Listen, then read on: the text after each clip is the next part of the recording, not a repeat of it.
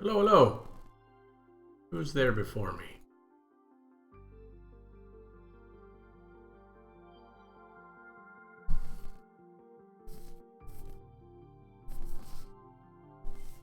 Couple bots. Folks I've never met before. How are you doing?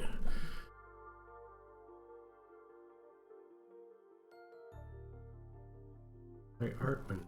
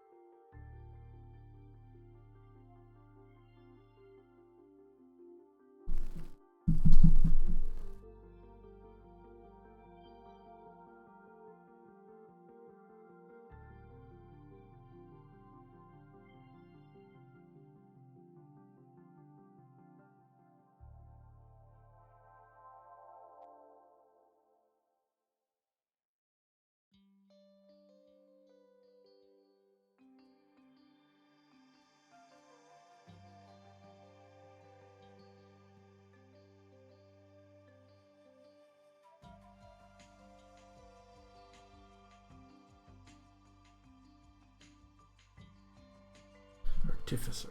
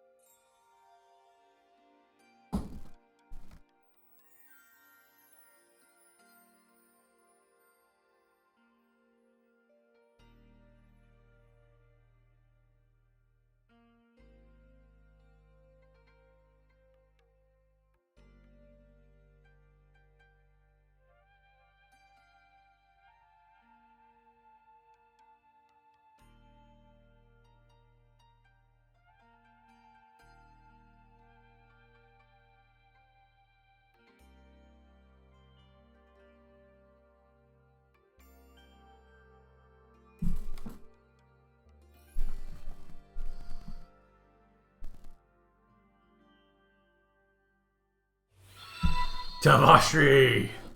Dude, I was streaming like, I don't know, last night or 2 nights ago just to see if you could find me, but I think it was on the weekend, so you were probably busy. Busy or sleeping. But yeah, I try to get on so that you can find me, man. How you doing? How's family? And thank you for that sub. As always.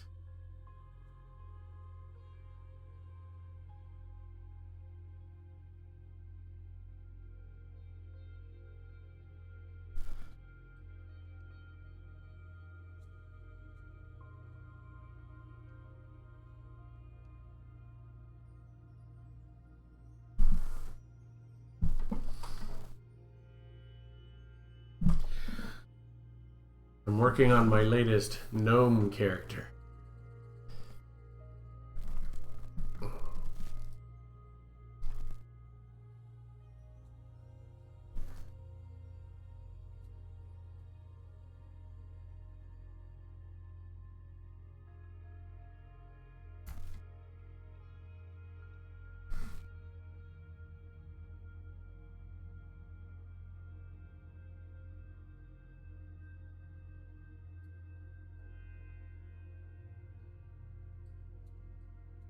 Yeah, life's making us busy then.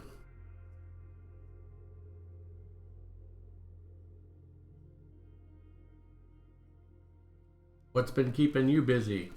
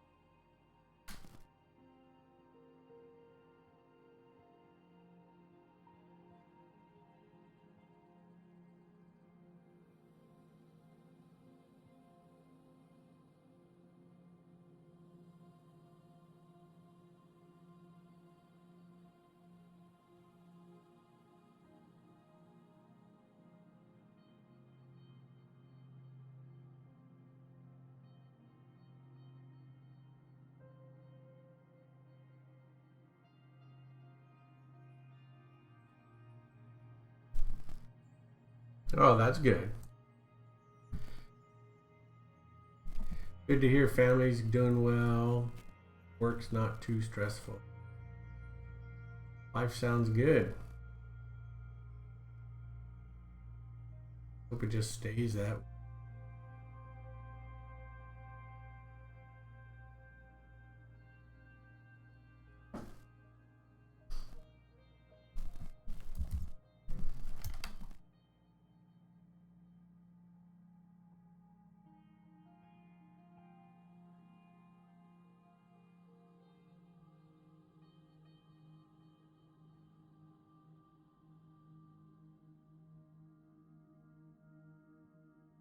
Have you been able to draw it all? Probably not, right?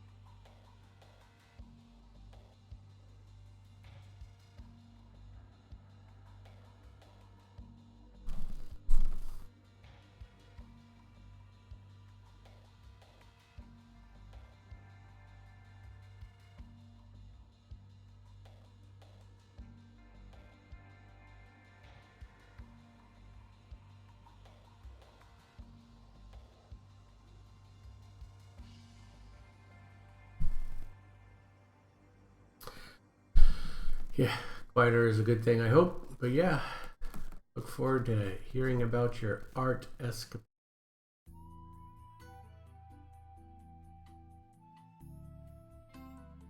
I slept almost 14 hours last night. And believe it or not, I'm still tired.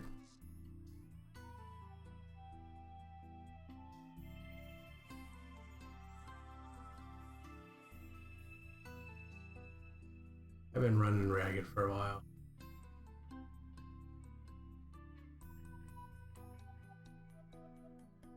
But I was determined to get online tonight. I was going to play my Tuesday night game like I usually do. That got canceled. I used the time to stream. Yay. Hey Tutor, how you doing? Well, it used to be my regular time was this time.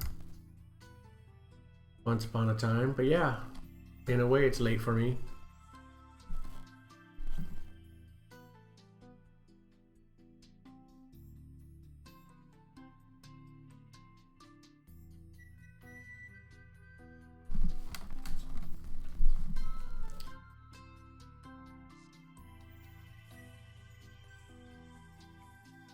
It's gone. I was just telling Tavashri I slept 14 hours yesterday and I'm still tired today. Still hit me hard. I don't know how long I'll last, but I mean, it's only 10:20 for me. I don't plan on stopping too soon. I think I'll make sure I get this guy done. They have to take breaks. Like right now, my eyes are freaking killing me. They're drying out.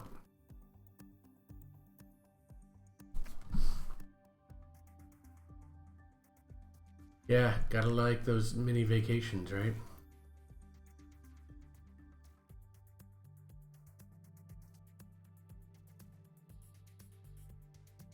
Yeah, I think it is because I felt it pretty much when I turned on the computer in this room.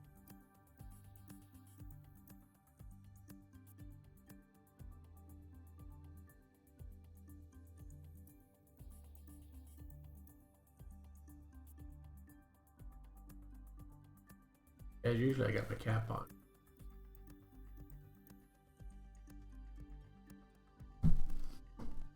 But I usually don't suffer this way. What's going on?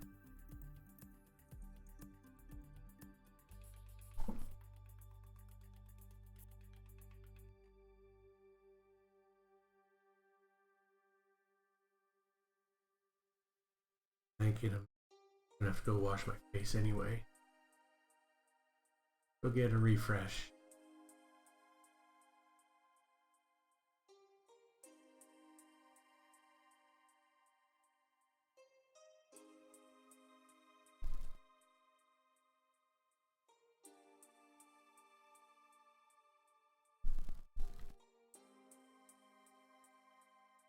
Why are you scared to put it on hold?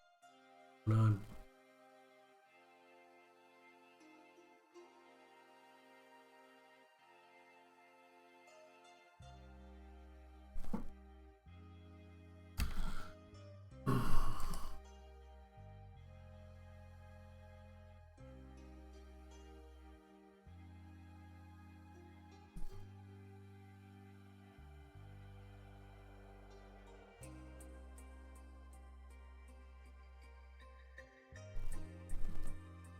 I think a lot of it's I'm just not blinking either.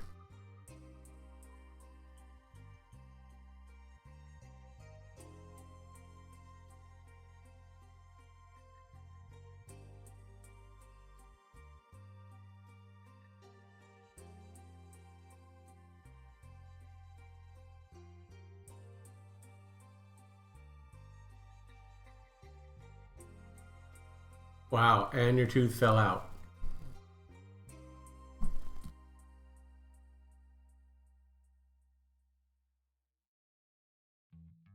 Which tooth?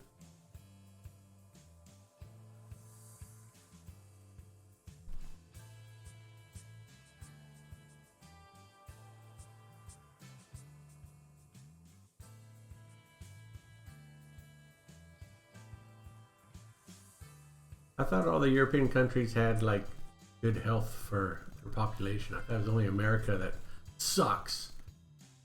But I guess if you can't afford it, it must not be quite that good, huh?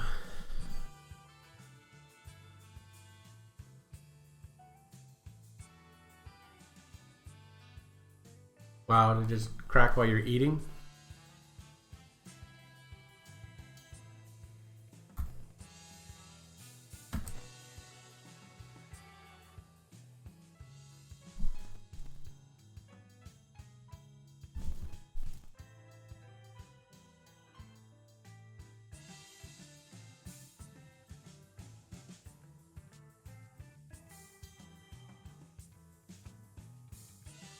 Rotten from the inside.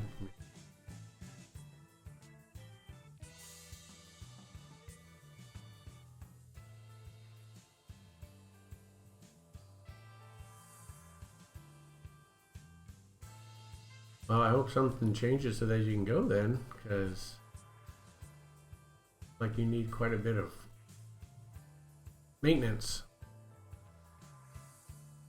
Okay. I'll be here.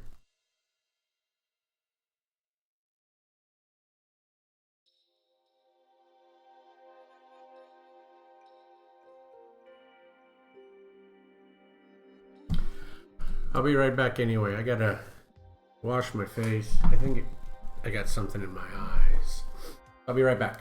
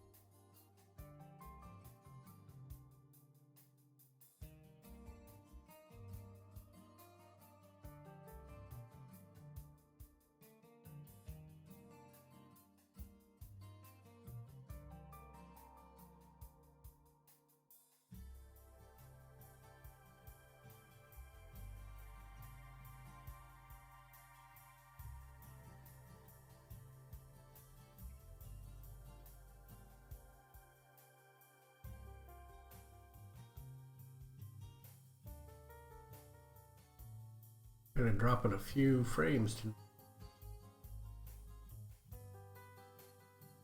0.5% drop frames. Say what?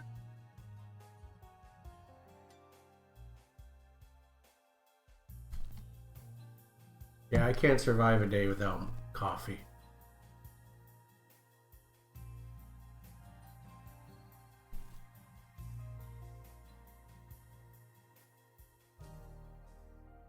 Yeah, another guy just tonight said he's having problems too.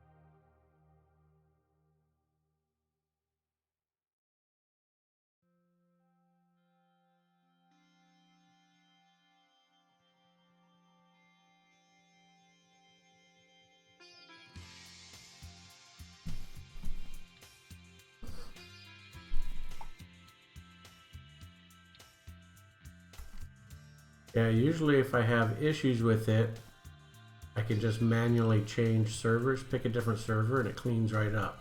So that's usually what I do first.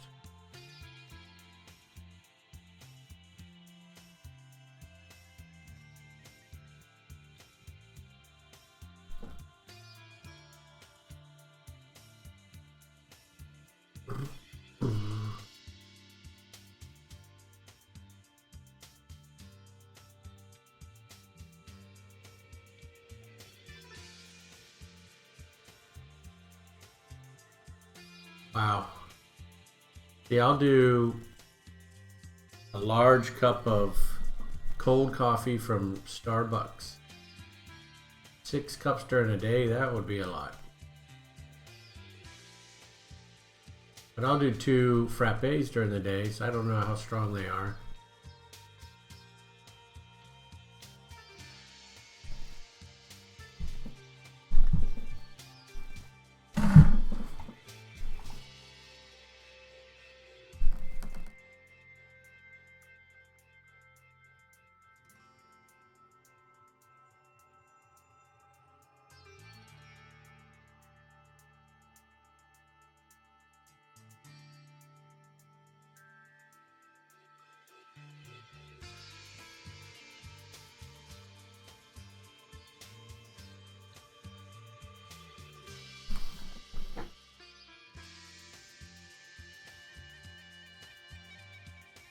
You know, every time I try to be a man and drink black coffee, I realize how much I hate black coffee.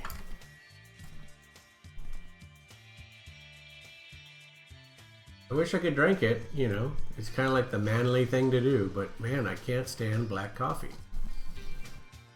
So I always wuss out and drink it the way my mom used to drink it. Cream and sugar.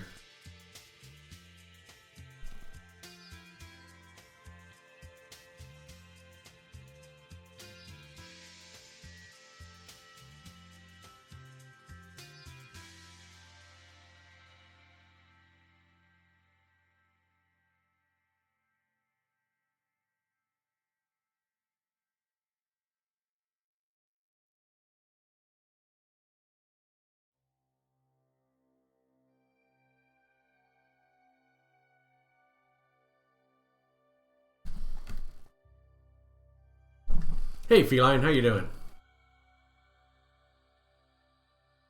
You can't drink it even with cream and sugar. Do you drink anything from Starbucks?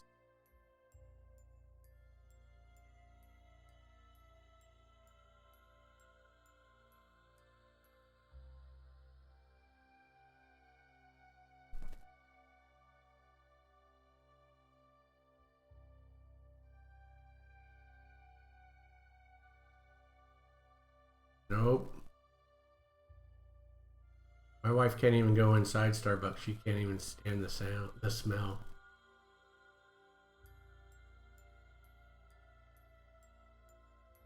Their fruit chiller, okay.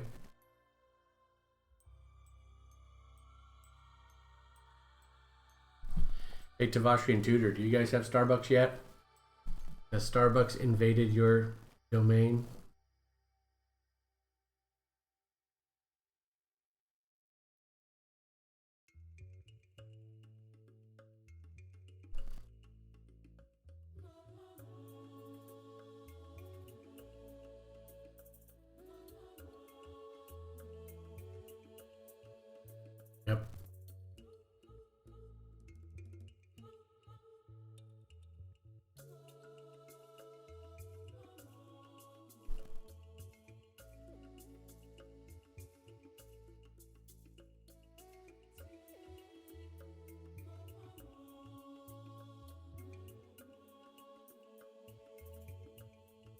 come American fast food invades the rest of the world, we don't get the rest of the world stuff? Now, I have to assume fast food is dominant everywhere, but none coming here. Why is it all one-way trip?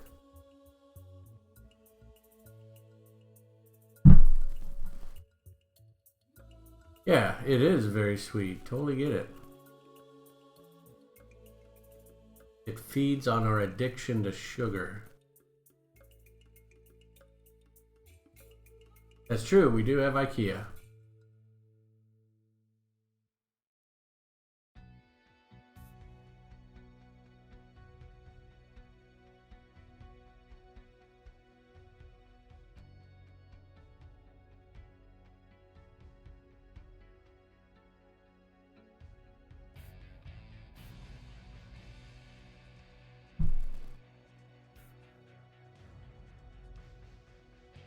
So those European supermarkets, I'm assuming they're only on the East Coast? I have an Atlas supermarket that serves European and Asian food.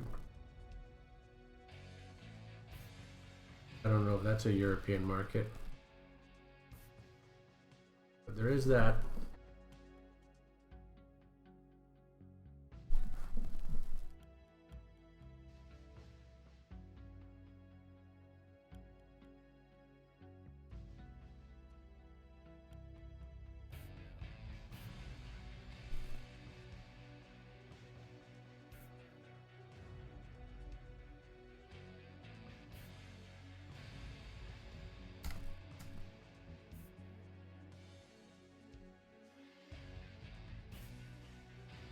I may just have to make myself a cup. Wrapping it.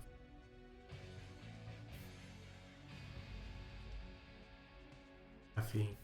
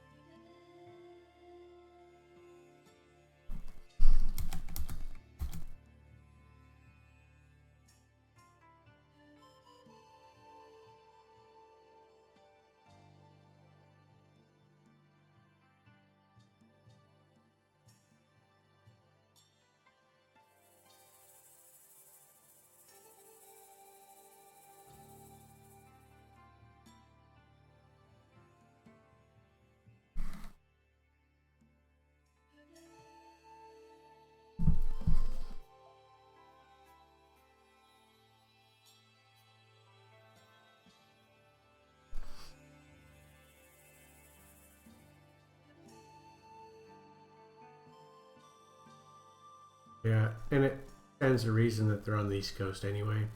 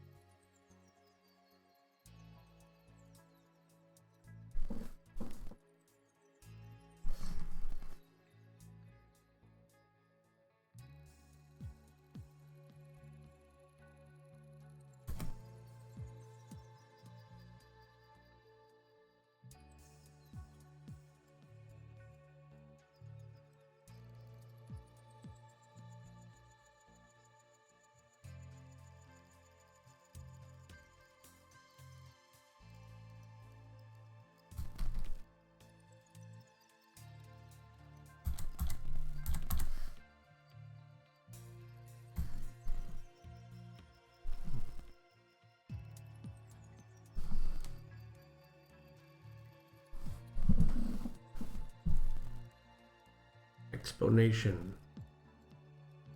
I don't think that's a real word.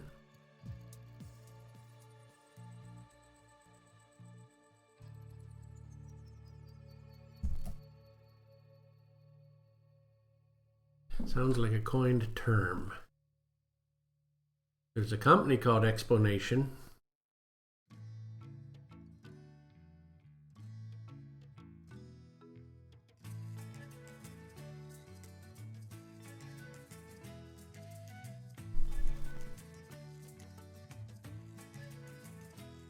Bringing buyers and sellers together face-to-face online.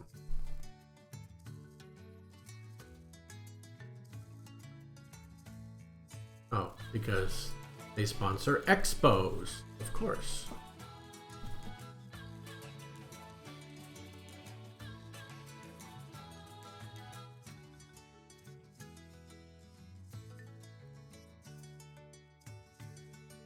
Exponential. Exponentially, are you talking about? 3 by the power of 4, or exponentially?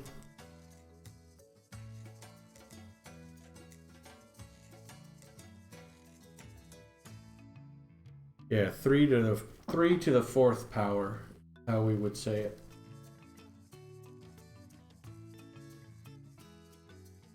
Although, that's how I say it. Maybe some teachers say it differently.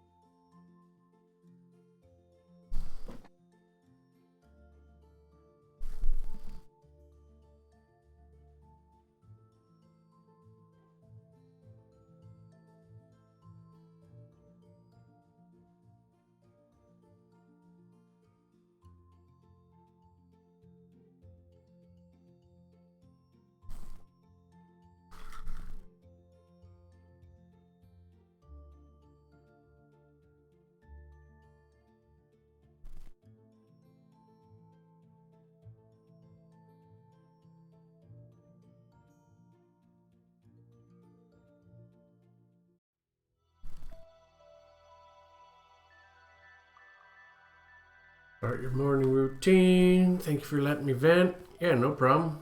Wasn't even aware that you vented. Be back in an hour. Looks great. Thank you very much. Thank you. I will finish it tonight. I'm determined. Ah, thank you, sir. Always trying to make it better, right? I will say, though, I didn't go into this image with any goals like I normally do. This is just me just kind of doing whatever comes out. So cool. I'm glad you like it.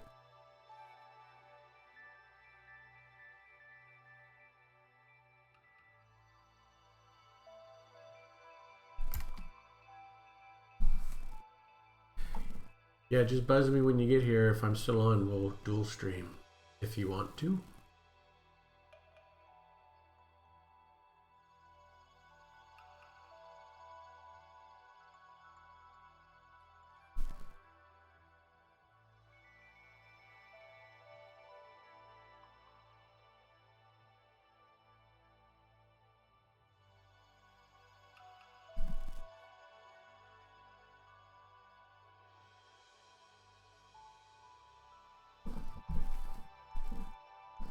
All right.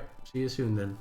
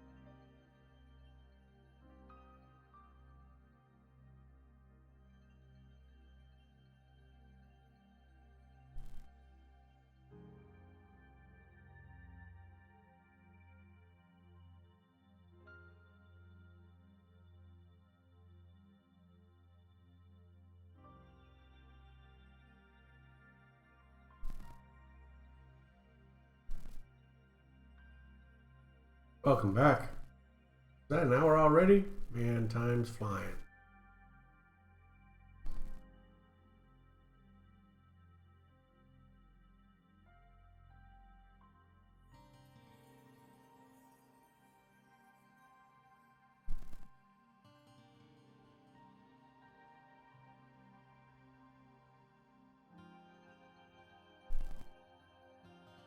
Yeah, it is flying then.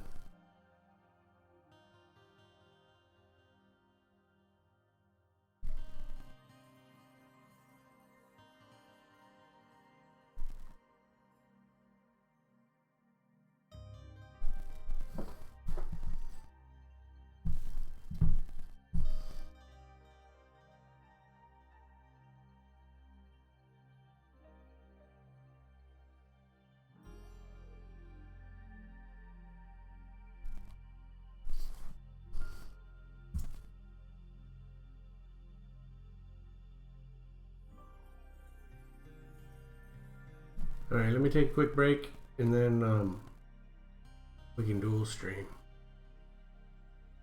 I gotta stretch my back muscle.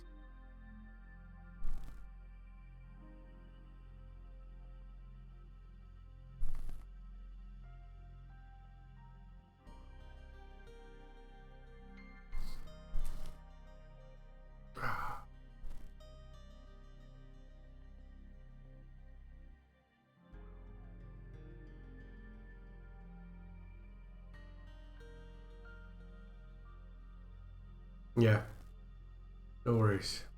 Worries. I got my Discord chat open so you can jump in with your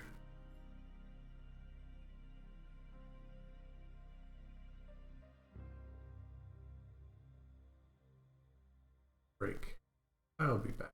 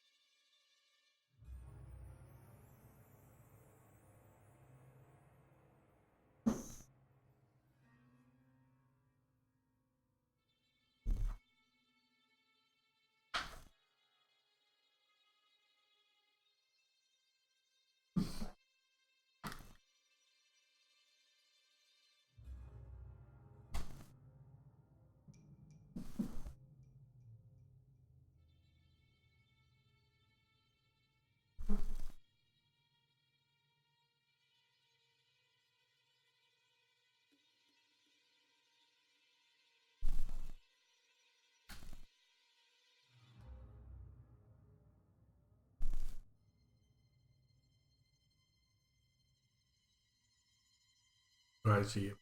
Drop out of Connor.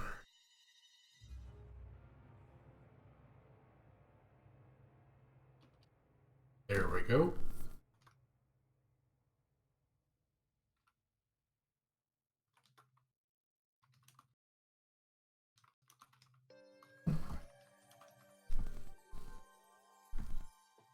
Hey, Rob. Hey there. So yeah, I'm gonna stick around long enough to color this sucker. Yeah, looks good. This looks very good, man. Thank you. Really love the line work, and you did a pretty good job in 1 hour. Yeah, getting faster, I guess. But man, my trapezius traps, they're cramping up. Yeah, I feel you. It's because of the posture, I think. At least that's how it is for me. Yeah. But man, your cross-hatching game went way up. Thanks, man. I actually got on that, I don't know, the lower part of his armor. I kind of was getting rushed. Uh-oh, my dog's throwing. Ah! Oh, wait. He swallowed it. Let me make sure they go outside. I'll be right back. Okay. Let's go.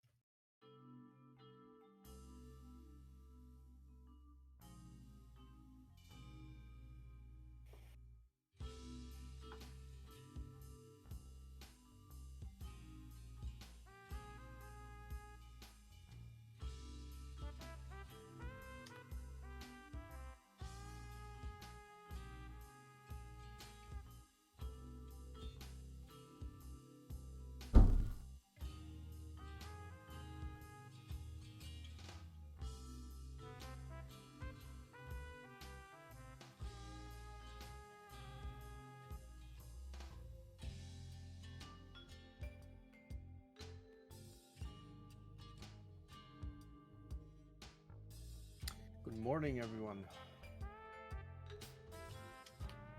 I'm joining Rob Shepard today. he's away from the desk, but I thought it was a good opportunity to intro my stream. So today I'm going to do some character sheets. I'm actually finishing something I've started in June, but I really didn't need it finished back then. But now I need these character sheets for my work portfolio.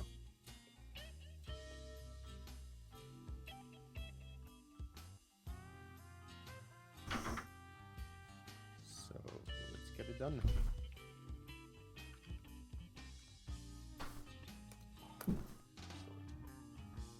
Alright, now I'm back for real. Welcome back.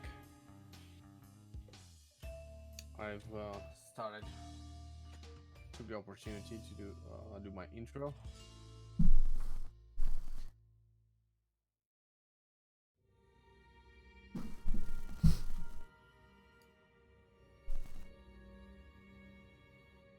Are you oh, I gotta get CAD means I gotta get Firefox loaded.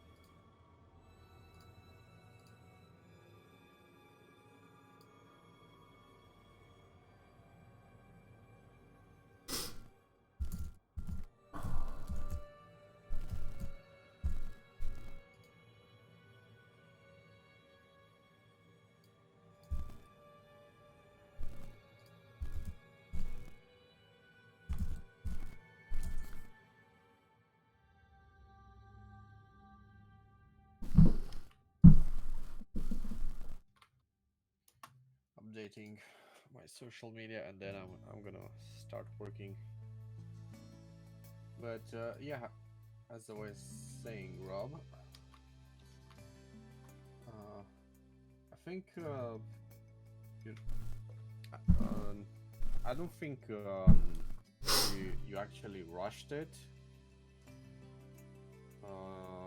The lower part of the armor, I forgot the name of.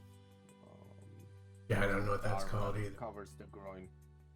But there's also a thing that's not really talked about, a kind of contrast, you know, like there's light contrast, you know, between very clear spots and shadow. There's black and white, obviously. Mm-hmm. There's color theory contrast, like complementary, tertiary, whatever, all that jazz. But there's also contrast of details, especially in line work, is very important. And I think that because you made wider and thicker and a little bit messy cross-hatching at the lower part of the armor, and especially there's another spot near the beard on the what's it called, the strap. Mm-hmm. Yeah. I think that gives it a little bit of contrast, you know, sweet contrast, because the face is very I don't know how conscious you were when you made this, but I think you should not dismiss it. That's what I'm saying. Mm-hmm. The contrast, the beauty of the face being very smooth and clean, especially the way you did the hair differently, cross-hatch the hair differently. It's smoother than the armor, you know, that gives it a contrast. And because you made the armor a little bit messier, it also gives it a distinction between everything else. So I think it's good, actually. It's not rushed, as you say. I don't think it feels rushed. Take that. Thank you very much. Uh, Yeah, maybe it's. Oh, no, it's not bad at all. It actually looks very good. Uh, Connor doesn't. I don't think Connor ever mentioned it, but he's a stickler to detail contrast. mm-hmm. Like he calls it variation usually, but it's the same thing. Yeah. Yeah, I do try to do a lot of line variation. But then I'm torn if I want to continue that way because some of the guys that I enjoy watching, they build up value with the same thin line, and it looks really cool. But I'm just going to keep going what I'm doing. You know what I mean? Because maybe, like you said, maybe something distinctive will come out of it if I can do the cross hatching in some areas and line weight in others, and stuff. It's like the way you made this gnome. I think it's a gnome, or is it a dwarf? It's a gnome, yeah. The gnome, like the way you made this character, it's just right. It's just the right way to do it, and you're. I'm not contradicting you like when I say line variation. Like the tiny amount you did for this one is just all right. Mm-hmm. You don't need to go all crazy the way Connor does. All right, man. Thanks for the kind words. I do appreciate it. You're welcome. And especially there's it's not very popular in America anymore, but the Silver Surfer in the 80s used to follow this rule of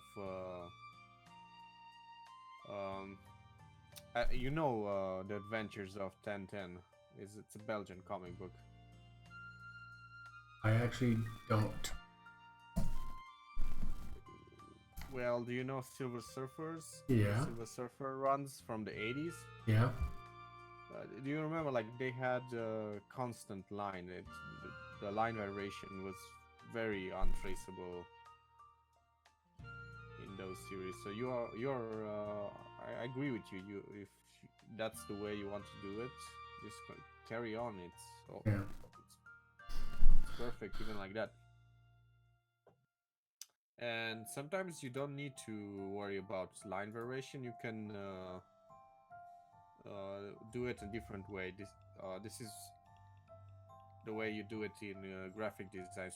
You're probably very familiar with association, like things that are grouped together, like closer together, Mm-hmm. look to be part of one group, and the things that are more further apart, don't look like they are part of the same group. So you can use that also in drawings. Right on, man. Right on. You can contradict me, by the way. No. The thing is, when you are giving a critique or a comment or whatever, I mean, I shouldn't contradict because I want to absorb everything that you're commenting on. Yeah, it's not a critique. You should take it as a comment. Like it's a comment, not a critique. Yeah. It's a compliment.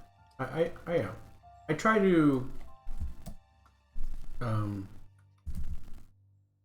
be quiet when someone wants to compliment so that I can take it in, because I appreciate all the compliments and I listen to what everyone says, so it's all good.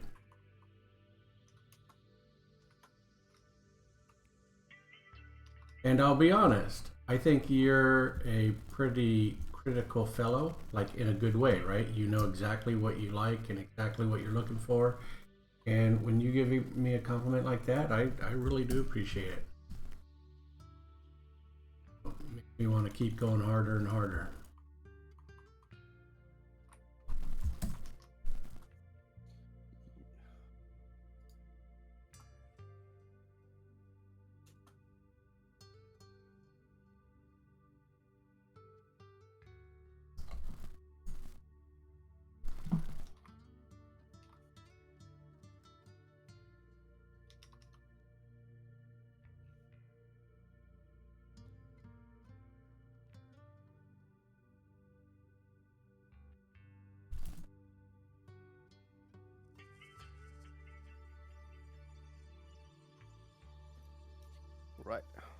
social media has been updated.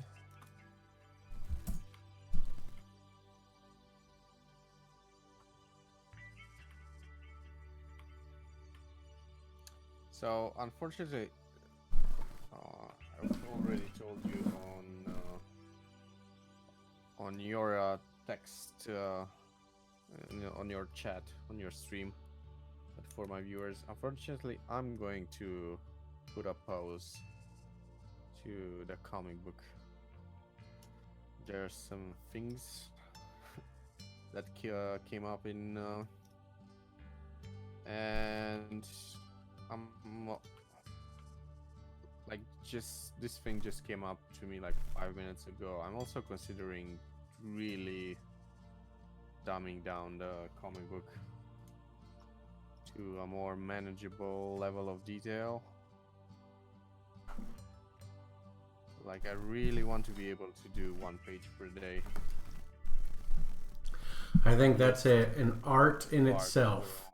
Being able to come up with a style that allows you to draw a page in a day. That's impressive. Well, there will be pages. Like, I'm not changing anything. I'm not changing the script. I'm not changing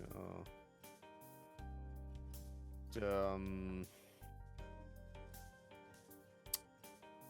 what's it called? The sequence art. I'm not changing, at least not the ones that are okay. Like this page will probably maintain the same flow, but I'm gonna dumb it down. Although I feel very sorry for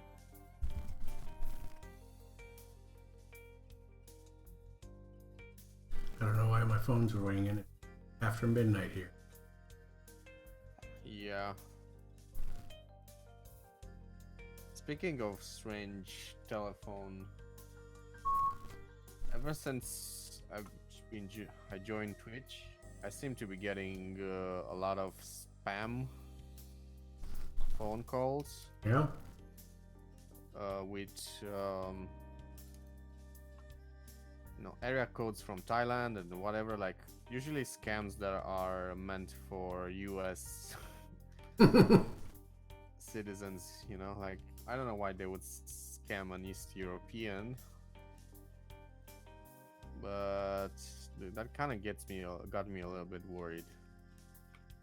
Like, how the hell do they have my phone number, and who the hell uses it? I think they just do auto dials, so the odds of them getting your number are pretty good.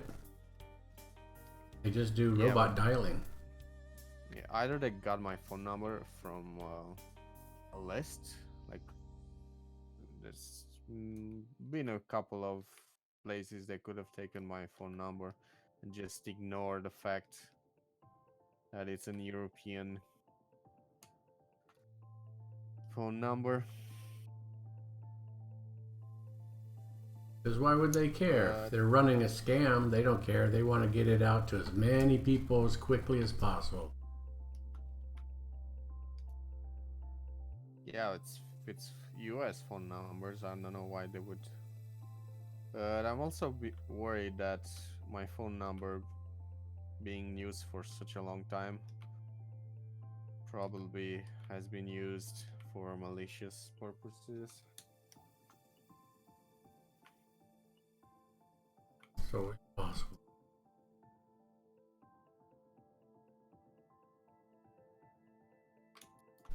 I don't even use my phone anymore. Like, I screen every single call. What are you saying? How often do you change your phone numbers? I never do. You never do. I had to change when I bought this house 23 years ago. I had to change the number once. I can't remember why, but I don't think it was because of any malicious stuff. And then I've had the same number for, I don't know, 20 plus years. Yeah, but today, considering you have to attach your phone number to email addresses, and those email addresses being very vulnerable, spot for personal information leak. Mm-hmm. Like I want to make it my goal to stop using, like, kind of start deleting some of my old emails and start using a spam email, for untrustworthy email lists. Yeah, I've got a couple emails I've set up to try to filter out the spam, and then I give out my personal email very rarely.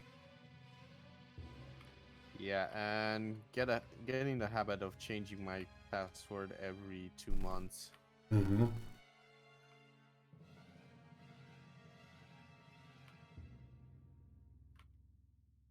Like right now, I kind of have like 10 emails from back in the MMO days, Yeah, it's a lot of email. and I need to start deleting them because all of them have my phone number. Yeah. Yeah, I wish that I had a smart idea of making emails before telephones was a requirement, but who knew back then? Yeah, no one knew how bad it was.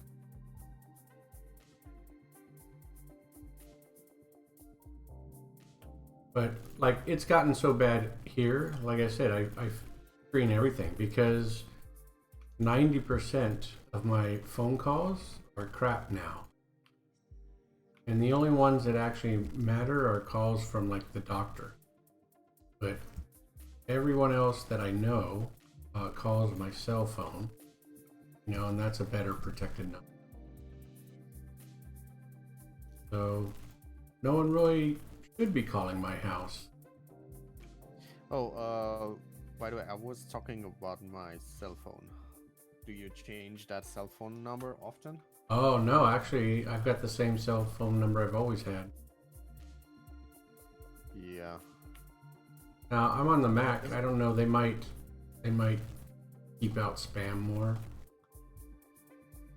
Perhaps. No, usually you get personal data leaks because of improper setting on whoever you give your email to, like especially corporations. Like when you send like your telephone to Yahoo and Yahoo has a breaking, or you send to Twitch and Twitch has a breaking. Like now I really understand why people use PayPal. Mm-hmm. Yeah. Like I'm never gonna give my credit card anymore to shops, no matter how secure they look.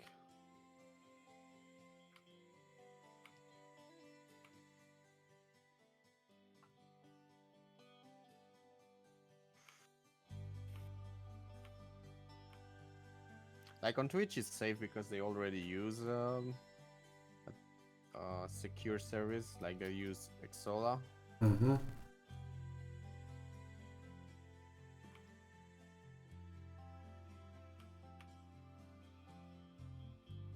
So the chance of credit card, well, how are they called? Totally forgot the type of business PayPal is.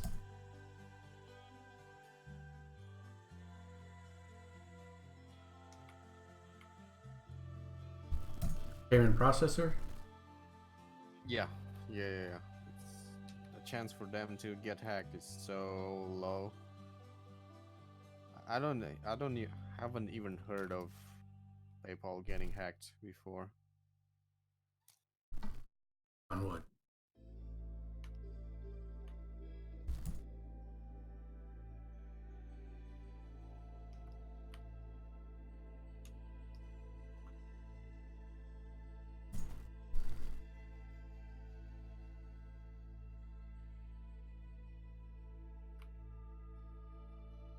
Heard of PayPal accounts being hacked, but never the whole server. Right.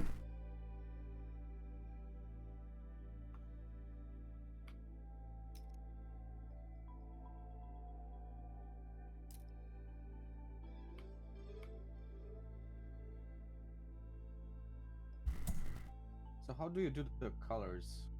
Do you do flats or do you just go straight for? I do flats. So if you look, instead of me drawing flats, since Clip Studio can do a vector, so if you look right now, see how I have sort of all the outlines? I think it does pop up there. You might see it now. Oh, so you do these outlines before doing the ink, the final ink? Yeah, because I'm inking. I'm inking outlines first, and at the same time, I'm taking care of my zones of color. So yeah, it saves time.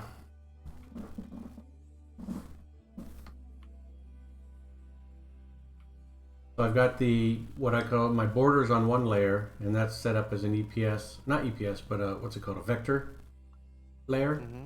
And then my inks, the rest of my inks, is just like painted on, just like normal. I see.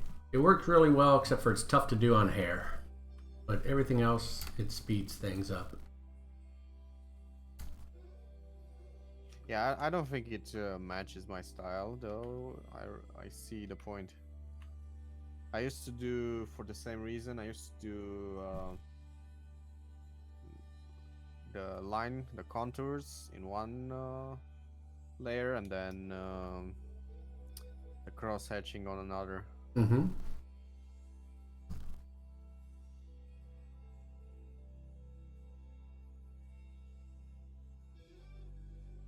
Yeah, sometimes if I don't know how much ink I want to use, I'll do like my initial inking on one layer, and then I'll do my heavy blacks on the second layer just to experiment for a while.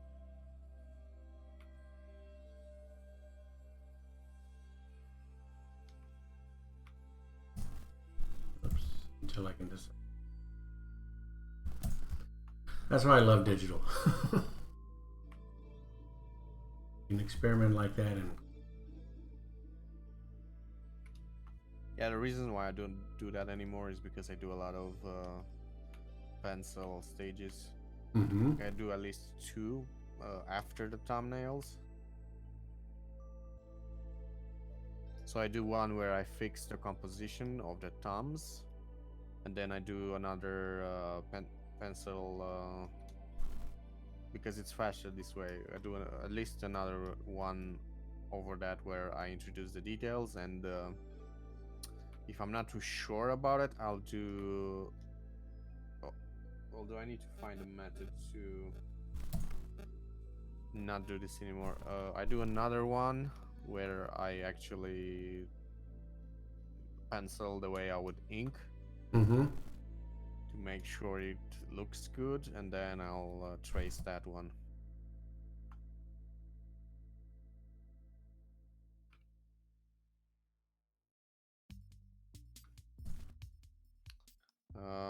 And I only do this not because I'm not confident enough in my line, is because I draw very dirty. So to avoid doing dirty ink work, I do a lot of details in the pencil stage. So when I ink, I just focus on details like this.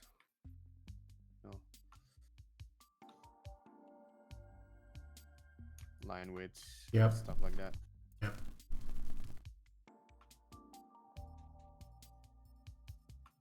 Cool. Also, these legs look horrible.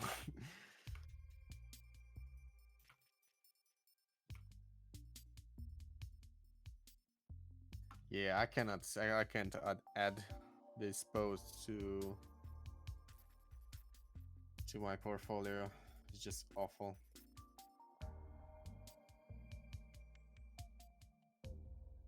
So I'm gonna drop it.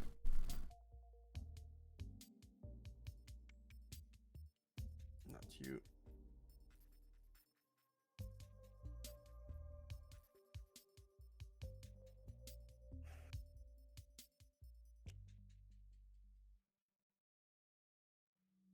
Let's finish this character sheet.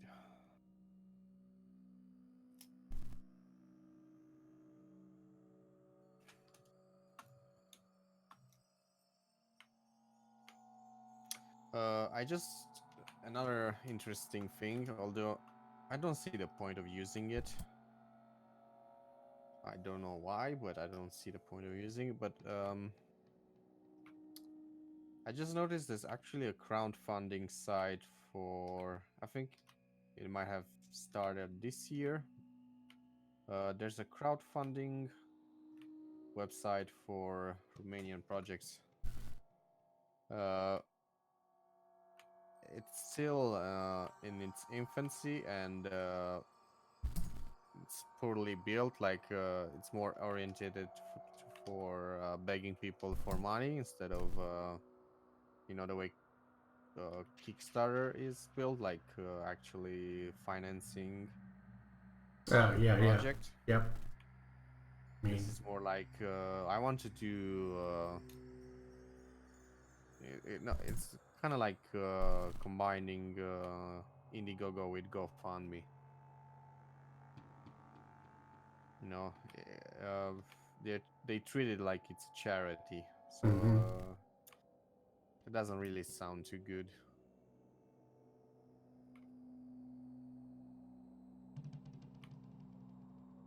Does Indiegogo and everything work where you're at, or do you need? No, not anymore.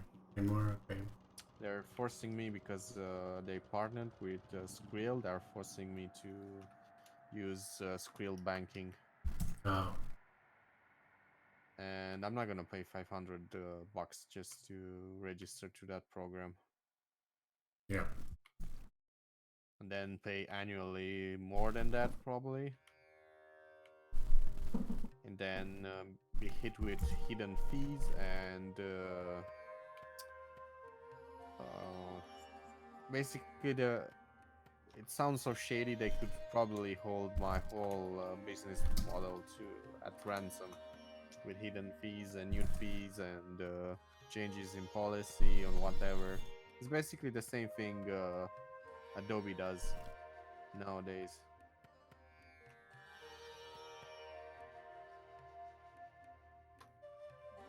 Yeah, don't want to get trapped.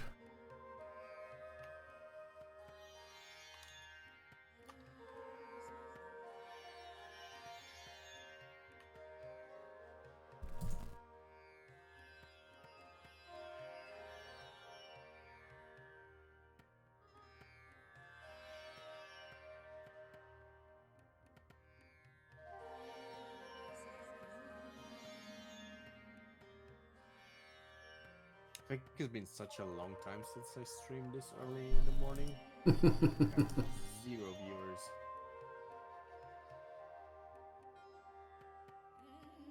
Oh, Falstrom's back. Accidentally backed into a commission tonight. Sorry I wasn't around when you went live. And I'm off to bed. Okay, Falstrom. Thank you, thank you. Yeah, as you can see, I just thrown down the flats. And none of the colors are final, but they might be. I don't know yet. But yeah, get some sleep, man. Have a great night.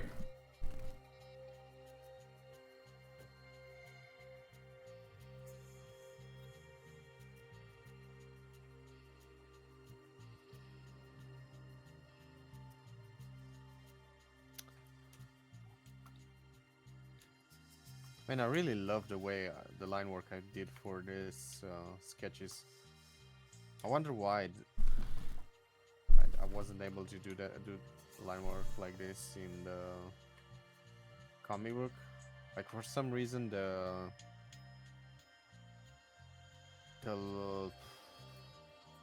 like let me show you, the driver just doesn't work the same way. It just feels differently when I try to do line work. The pen pressure responds differently. Well, differently where? I mean, what's the difference? Applications? The jump between pressure is different.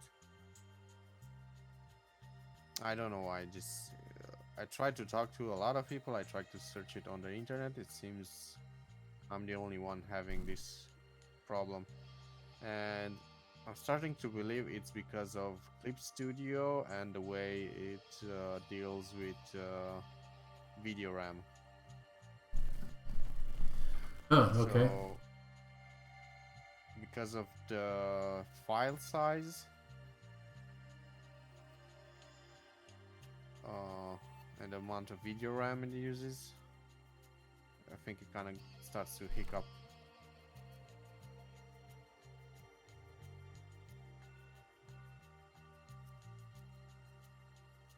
So I know you know what you're talking about, but you checked all your settings and pens and resolutions and all that stuff, right?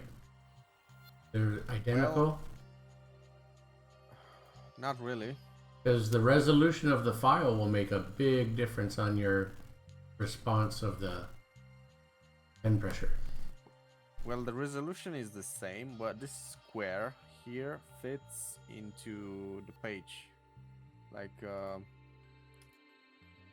let me see how big the page is.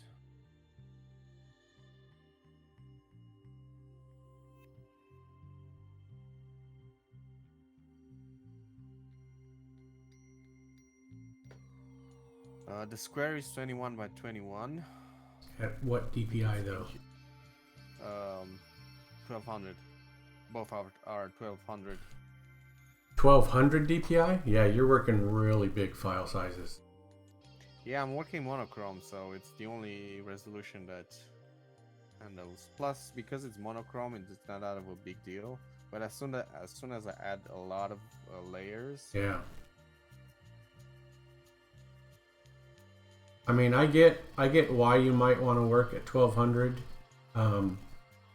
for your line art, but yeah, that's really high. I'm working at 600, and I think it's fine. I won't really know until I print files. It's fine if you don't work monochrome. If you work monochrome, I don't know. So what the square fits perfectly in this page, all the way to the margins, but yeah, I really think it's because of all the bloody extra layers. The fewer layers I have, the better. Yep, that's gonna gobble up resources, especially at 1200 DPI. Yeah, and also depends on how many files I have open. And the problem with the page is that each panel has so much detail into it, so much information that it just when I had less RAM and an awful CPU, I've upgraded to the top. I mean, the max this shitty laptop can take. So that kind of fixed the problem. But considering the GPU is the weakest link now, I think that's the final problem why my driver doesn't work. It's not a processor, it's not the RAM, it's definitely the how much video RAM I have, which is not much.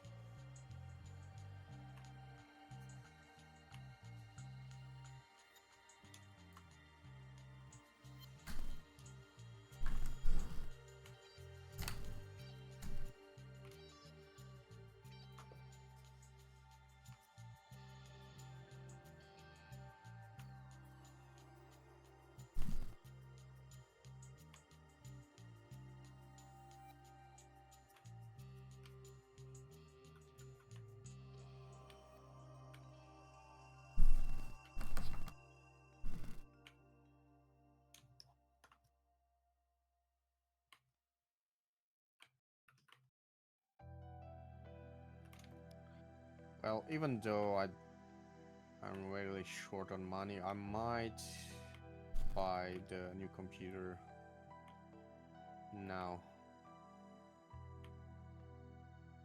After the dentist. Yeah.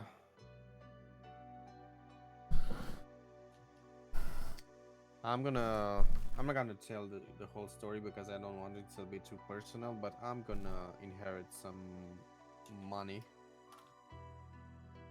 from some family dealings. Yeah. All right. So I'll have like 2,000 euros to spend on equipment.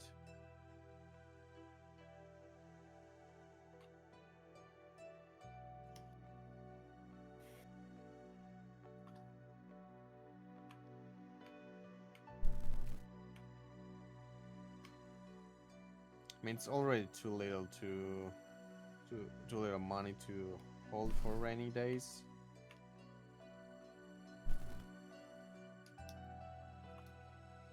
And I already need the computer for work anyways. Yeah.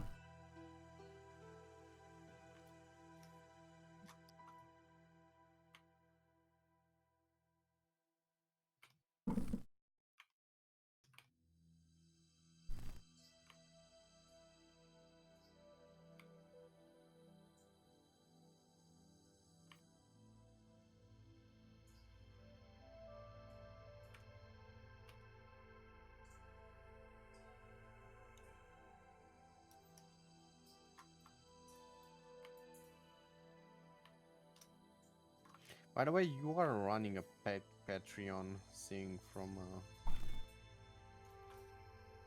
your website. I have a page set up, but I don't have anything set up. Don't. Nah. I see. I'm thinking of getting a TP. That's the European version of. People keep telling me for EU they trust it more with the credit cards and stuff, and I don't know. Just what I live in more? a part that.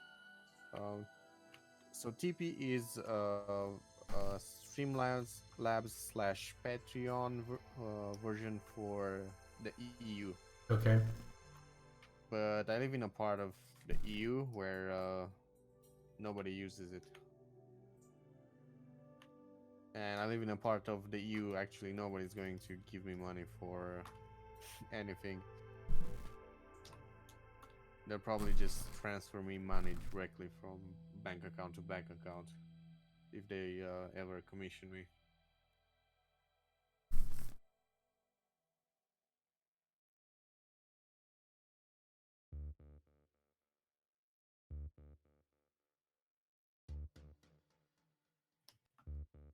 I mean, the people who I work with gave me cash directly in the hand or just paid me through bank transfer. Yep. Understood.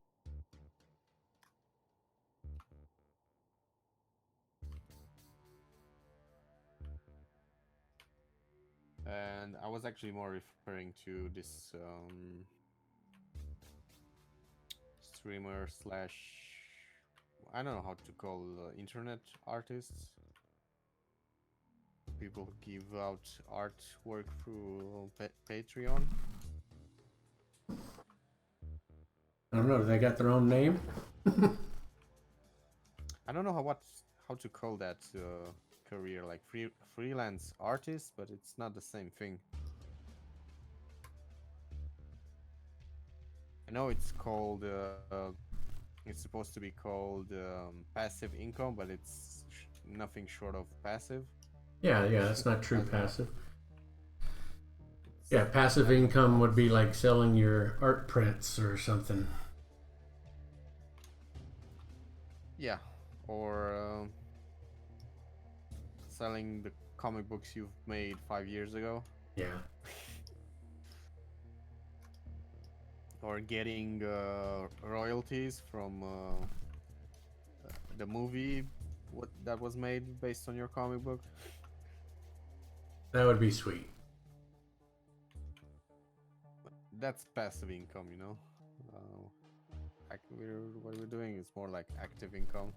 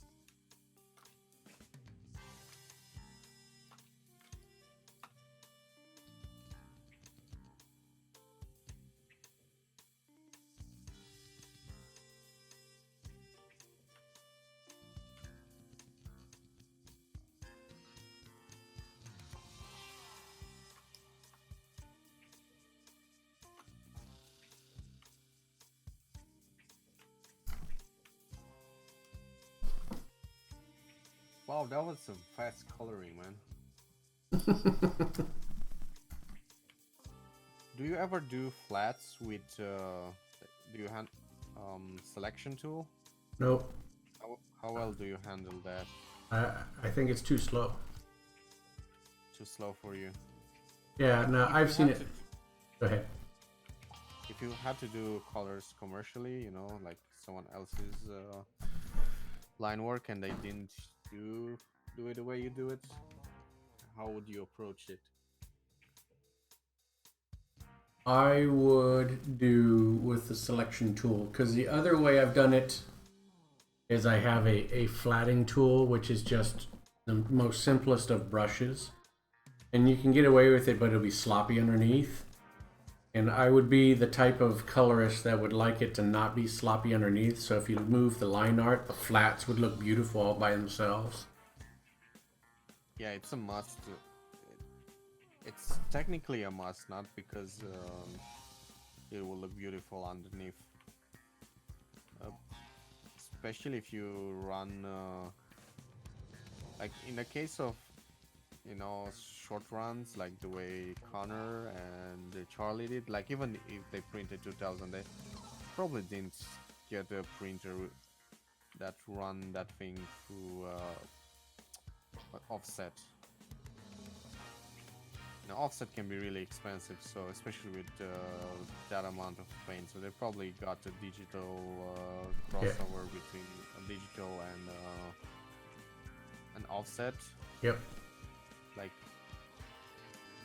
large print shop has have this kind of printers where it's a digital printer, but it has what's it called, a feeding line, like it has a factory line, and you feed the paper sheet into it, or the oh no, it's a paper sheet, and the blacks are offset because they print a special super black. Mm-hmm. But before they do that, they print a CMYK where the K is actually a light gray, but that's in inkjet printing, you know, very fine inkjet with needle-like, instead of spraying like a normal office printer, they use a needle-like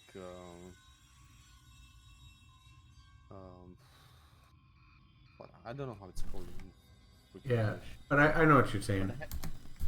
Yeah, but the head is a bit like a needle. Yeah. It still sprays, but it's like a needle. And it has kind of like 3 or 4, depending on, yeah, one for each color. Sorry, one for each color. Yep.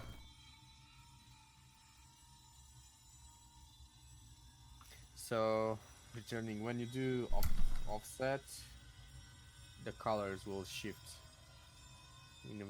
inevitably. Even in modern computerized ones, there's still like half a millimeter error.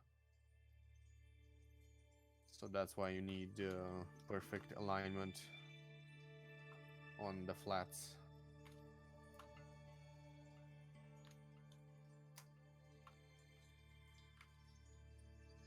Wow, I interrupted you and I thought I would be really quick. And you didn't finish your thoughts. I'm sorry. Can you get back to... No, I think the only other thing I was going to add is if I was coloring someone else, I would use selection tools, and I would definitely do it in Photoshop, because I think Photoshop is a superior program for coloring. Yeah, probably. Yeah. I mean, actually, I think you've seen that coloring tutorial from... forgot his name, but he's also on Twitch. I watched a few, but are you thinking of Richard Friend or whatever his name is? Or someone else? I think he has the handle Curtis Colors. Okay. Not really sure.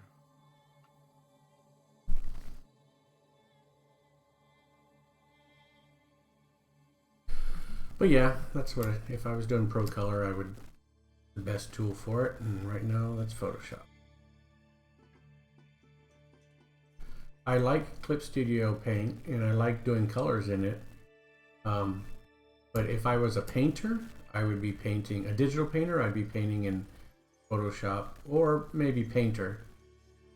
But I probably wouldn't be using Clip Studio Paint for digital painting. Even though, you know, great artists do great art, I'd probably do more over there.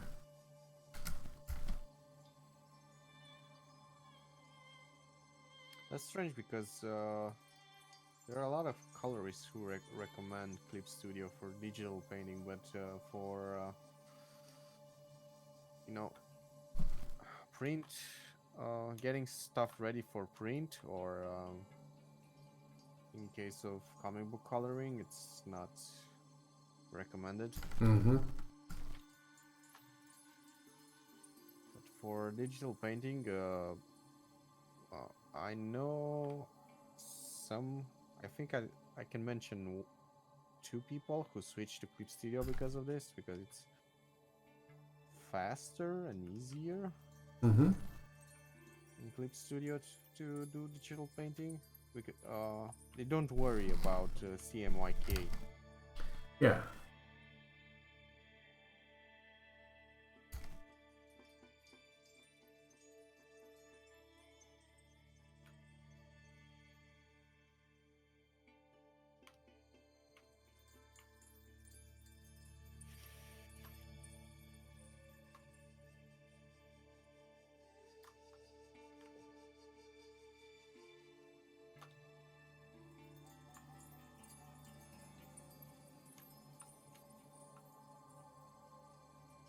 The other thing is for me, like you said, oh, you did that fast.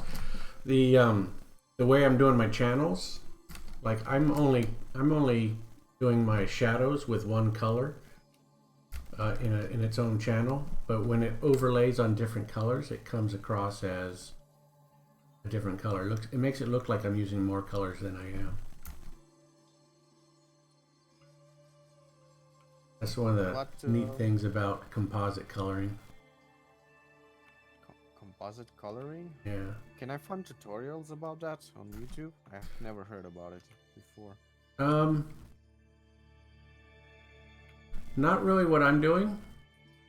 I'm kind of doing something that's a little bit unique, but it's based on, let me think. No, let me pull up some samples of some composite coloring. Let me switch browsers.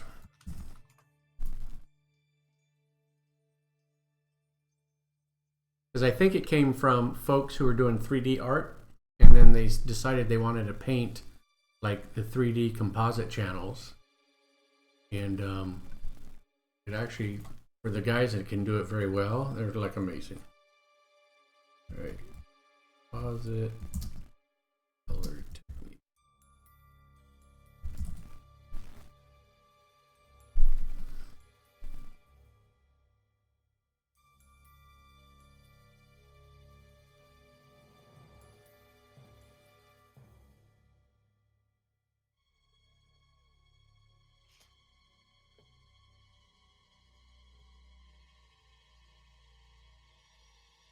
Oh, I know why there's no people on my channel. I forgot to put on Discord.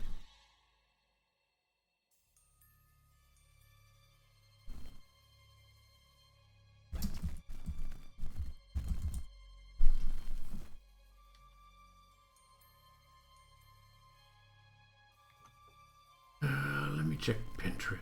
I know I've got some, at least images, and that might take me to a website. Yeah, can you can you spell it down for me in text? Write it down. How is it called? Because I've searched composite coloring and... Yeah, that's probably a term I'm making up, but yet it's used in 3D art. Because it's like even Photoshop using CMYK, what you're looking at is a composite of those 4 color channels when you're looking at the full color. So that's where the term comes from. Yes, I'll give you. I'm trying to track it down right now. Once I find something that's close to what I'm talking about.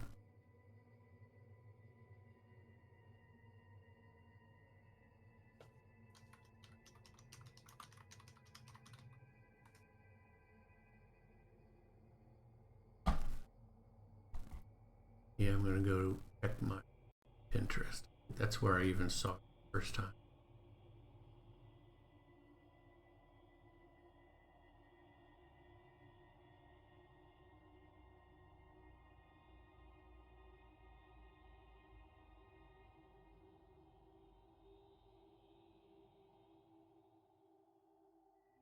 Found something composite coloring for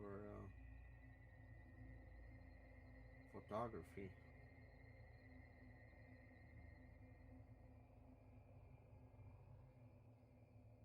Also known as color matching. Why do I have to log into my own account? I don't know why Pinterest doesn't keep me logged in anymore. Oh, they got breached too many times, so like I literally they broke into my Pinterest account once.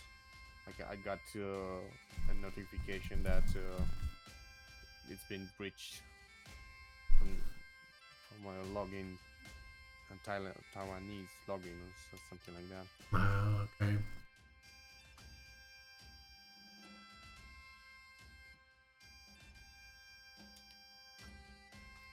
Luckily, I didn't give them a credit cards. All right, so that image is, kind of gives you an idea.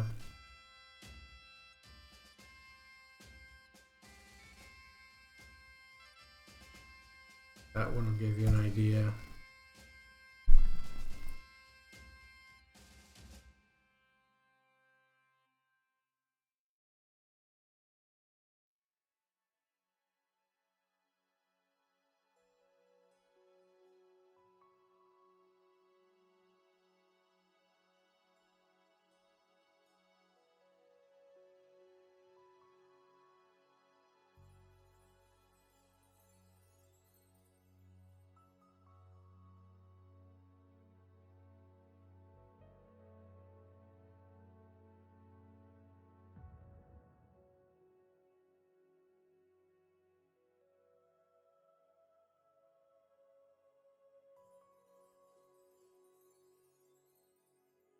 Yeah, I don't think I ever read a tutorial about it. I just saw these things and I kind of get it. There's so many tutorials I need to watch. I have no idea what local color means. And Local color is what we would call the flats. So it's your base color without any shading. So there still might be a little bit of color blending, but for the most part, it's just your basic color. I don't know why they call it local color, but and I have no idea why he uses ambient occlusion to. Yep. So ambient occlusion is the nooks and crannies of your object where ambient light has a harder time to get to it. So it's occluded, meaning it's being blocked or it's just tougher to get into those nooks and crannies.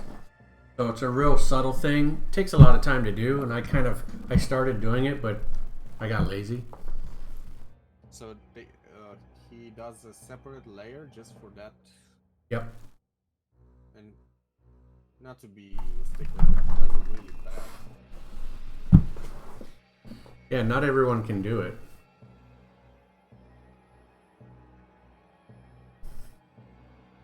Like I don't know why he would do the shadows, because ambient occlusion. In my mind, I always, when someone says ambient occlusion, I think actually about reflections instead of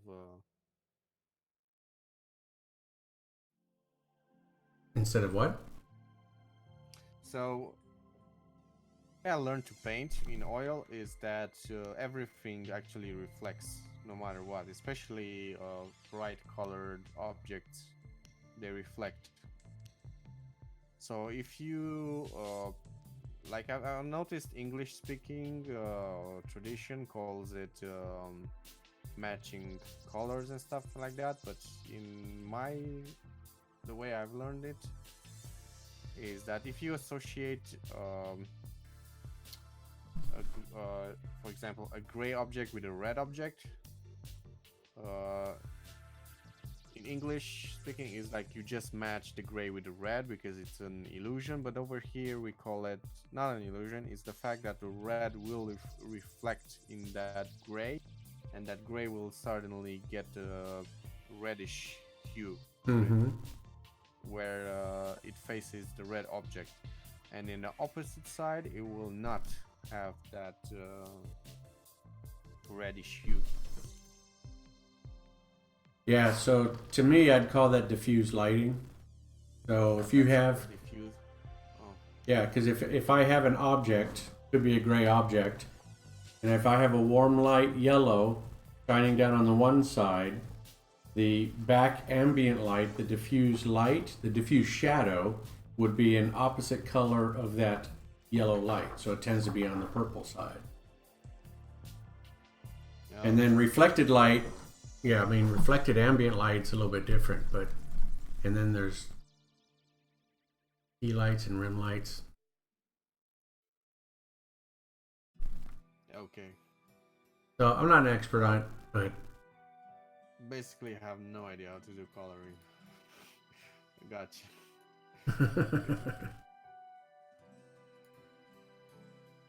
Can be good at everything.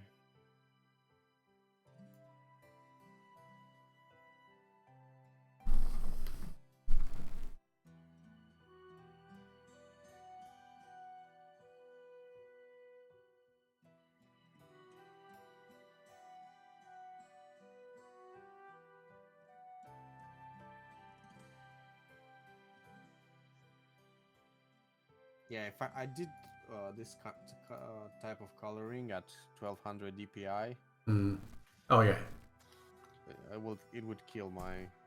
You probably couldn't even open the file once I tried to. If I try to finish that type of coloring. yeah. If you're doing painting or photographic type of imagery, 300 DPI is good enough.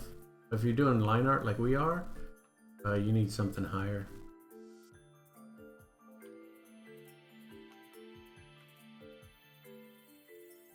No, I think even for coloring, when you're thinking print, you have to consider no less than 600.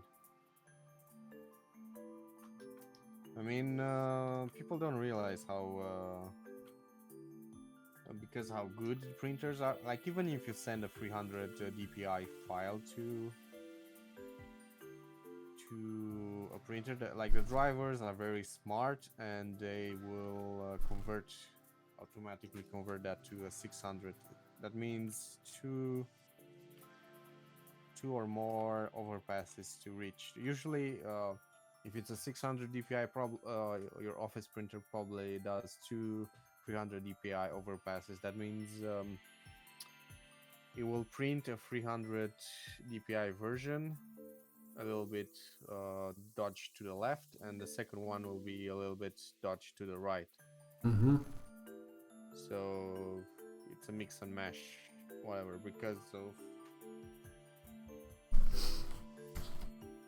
Yeah, so they fake it. I think that's the best. No, it's not faking it. It's just that it's difficult. You need like a very thin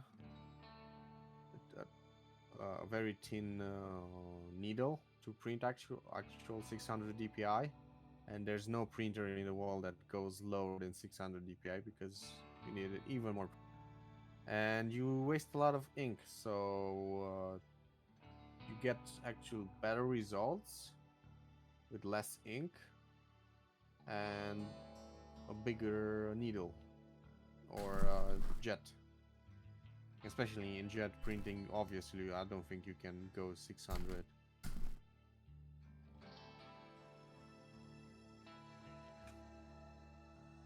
So needle printing will be kind of like the quality you would get in a plotter.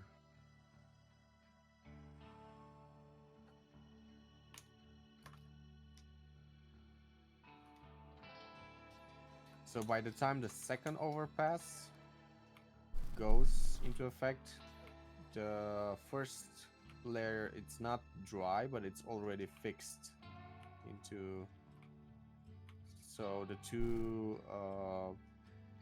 mix very little, you know, and doesn't clog and not it doesn't bleed. Yep. Oh, bleed, that's the right word. But I don't know why I'm saying this to you. As a graphic designer, you probably already know this, and so I'm sorry. I don't know everything. I mean, you've already talked some more schematic, or not schematic, specs, printer specs. So you've been talking about some stuff that I'm not familiar with, so I'm all ears, man.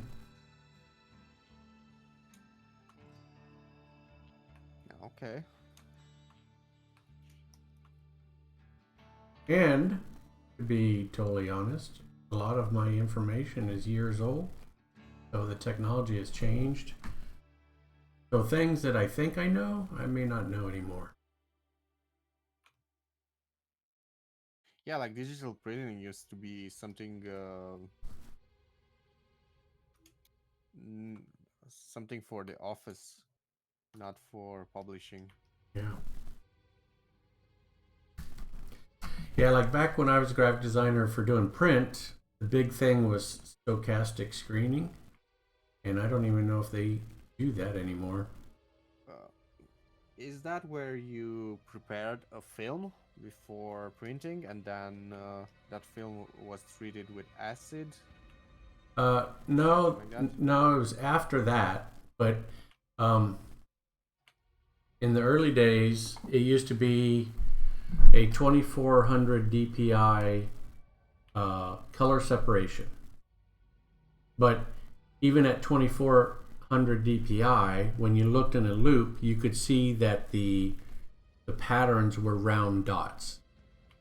Now the stochastic screening didn't use round dots. It started using random spots to create the color mixes. So it was allowing at the time for higher resolution images to be printed out pretty well, because the colors kind of blended in better, and you didn't have moire patterns the way you could get if you're using traditional screening. Are you talking about inkjet printing and also on offset? It was still an offset process, but it was just a completely different way of separating the colors. I see. So this was basically for low quality offsetting, not for high-end art offsets. I won't swear to that because they were really saying it was going to replace line screen. There was a lot of hope that it was going to be much better quality. And the print samples I saw were fantastic. Line screen, are you talking about silk screen? No, stochastic. Hold on, let me find it exactly for you. Line screen. This is the first time I hear of. Yeah, it's specifically called stochastic. The way you describe stochastic, I'm familiar with the way it looks in print. But I never heard of the other one, line screen.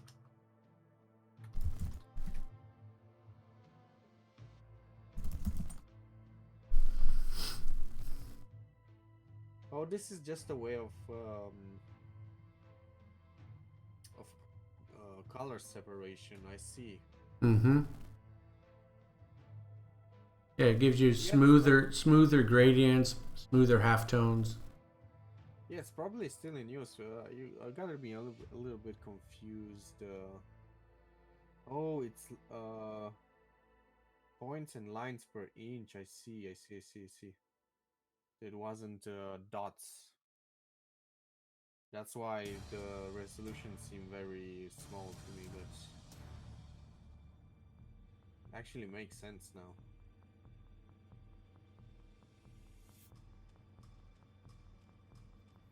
But these are still in use for off screen, aren't they? They might be. I don't know. I haven't done any offset printing. So it looks like so this one website says it's also called frequency modulation screening. It uses small 10, 20, or 25 micron dot sizes in random patterns. Actually, yeah, I'm familiar actually with that term. That's how we call it nowadays. Mm-hmm.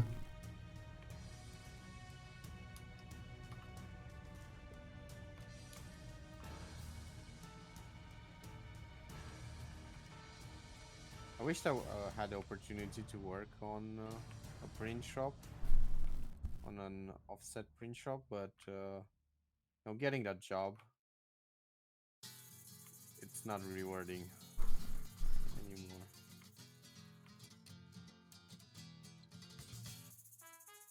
Working print shops is hard work. Yeah, and you're just basically nowadays you're just a monkey who operates the machines. Nobody bothers training you on how to actually do,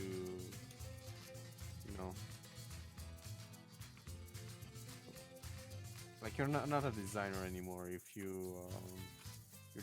they just hire technicians nowadays. Mm-hmm. Yeah, most of my work I classify as production work. Yep. And the technicians are even not even trained properly in knowing the technology they use. They're just trained to operate a machine. That's why like the local print shop, the print shop. Like I worked in a print shop, but they only did like office stuff. And for offset, they sent out orders to a bigger printer. Yeah. And my colleague said like the workers who worked there were so incompetent because they just operated the machines. They had no idea how to do frequency modulation and stuff like that. They had no idea about that technology and why they do it. And yeah, you kind of have to know the history. Like the sad part is that they didn't even knew how to, like not even my colleague knew why sometimes the purple didn't print right. Mm-hmm. They didn't even knew about color order, like preparing your plates depending on which color you want to put first. Yep. So they would put the wrong color first, especially if you print purple last, I think. If you the magenta, if you print the magenta last instead of doing CMYK. Actually, you should print yellow first. It's not cyan. I think it's yellow first.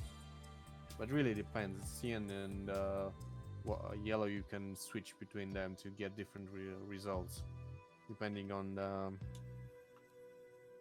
the composition. But if you switch one of these plates, you do know about this, right? About plates order. I wouldn't say I know about it necessarily. I know about you got to have the right angles for the screens, or it's going to change your colors. That actually they did. Yeah, so like I was saying, they actually knew how to set up. By that, what I mean, they just used the generic. Yeah. But when you switch plates, you have to adapt, like you said. That's how you fix it. You have to adapt the angles depending on how much of each color gets put into, into the composition, Mm-hmm. into the final print. So if you use a lot of blues, obviously you'll put the yellow first and then the cyan.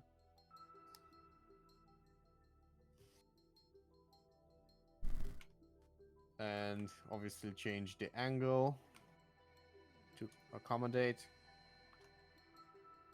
But these guys, they had no idea how to do that. They just go, well, okay, with 45, 90, 60, feed it to the machine. Yeah. And they go, you know, when you print in offsets, this is how you sometimes get results. Like, we were like, no, you did an awful job. It's not how you get results at random. Yeah. You get random results. You did it wrong. get results if you don't adjust the plates properly.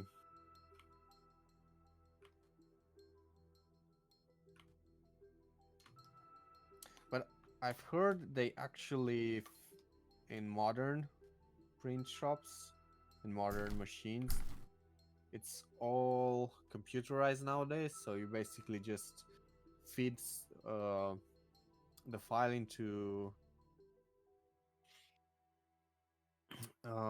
in the program, Yeah. and the driver will automatically decide for you what's the best option for ink saving and for setting up the plates.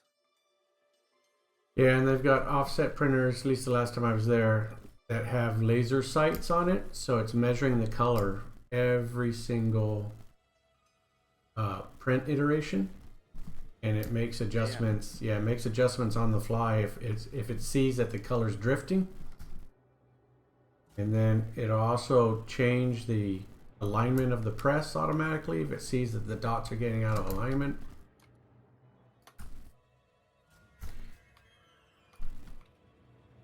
Yep. Pretty neat stuff.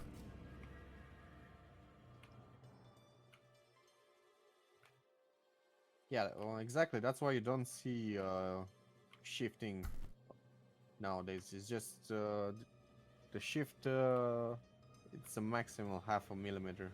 Yeah.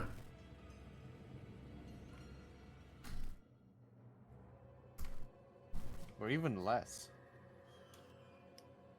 Like, I've rarely seen 0.5 millimeter shift, because when it's 0.5 millimeter, it's still visible to a non-trained eye. Yep. I don't know when the last time I saw anything that was not print. Out of alignment's not the right word. I can't even remember the term. Plate alignment. Yeah, but there's another term I'm trying to think of. Color shifting. Yeah. Those aren't ringing a bell yet. Oh well, I'm not gonna worry about it. It's probably a term that's not even used anymore. But yeah, it was all about when the printing was just.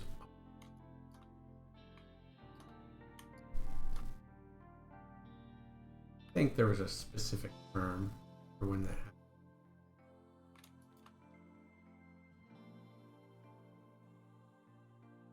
I don't miss graphic design. I mean, I do web design now and I do production work, but I don't really miss it. What do you mean by production work?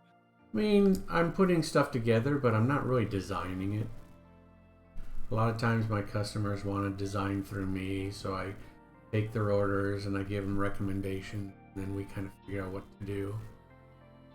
But like I'm doing pitch books right now, where I have no idea what those are. So it's a sales book. So a pitch is a sale, sales spiel, if you will. I have no idea what those are either, and I feel embarrassed because I did try to work in graphic design a few times. Well, the pitch book is something that I only came across in a company like a solar company that, is trying to sell solar products door to door. And so so it's a sales catalog. yeah, basically it's their sales strategy, if you will. So they'll put this pitch book in front of the customer and they'll turn it page by page as they give their sales speak. So it's kind of a visual to their sales, strategy. I never heard of this type of books, but I get it now. So it's totally different than a catalog because it's basically it's like you're having a PowerPoint presentation in print form. Yeah, that's basically it. I see.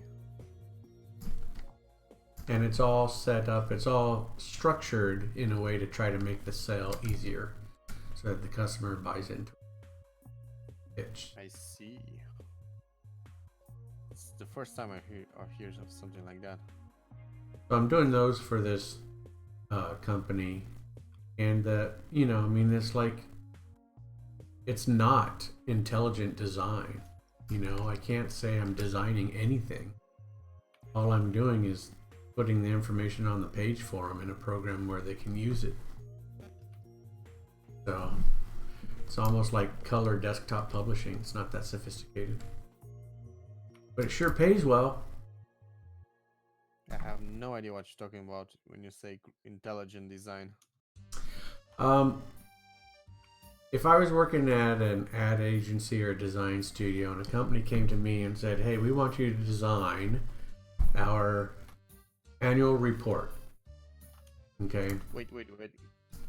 Are you talking about design systems? Designing a system for various Well, that's part of design, right? If you're doing something, depending on the project, you might very well come up with a design system that's going to be used across all of their products. Yeah. Are you talking about that, or what is then? Well, maybe I'm touching upon it. I wasn't directly talking about it, but I'm just saying that if I was doing a project like an annual report, the company came to us and said, we want you to do the annual report. You typically would do some research to see what's out there. You would see what competitors are doing, what other folks are doing in their industry. You would try to come up with a strategy based on the creative brief, and the creative brief would have a lot of answers from the customer about what their goals are, what they need to happen, all that kind of stuff. And then you would go out and create a design that accomplishes all those goals and tries to be original at the same time. So to me, that's what I mean by intelligent design. You actually have to work at it.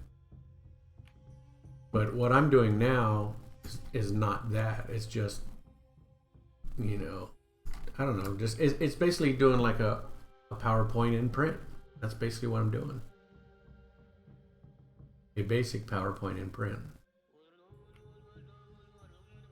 But like I said, it pays the bills, so I'm okay with it. But that's what most of my jobs are now.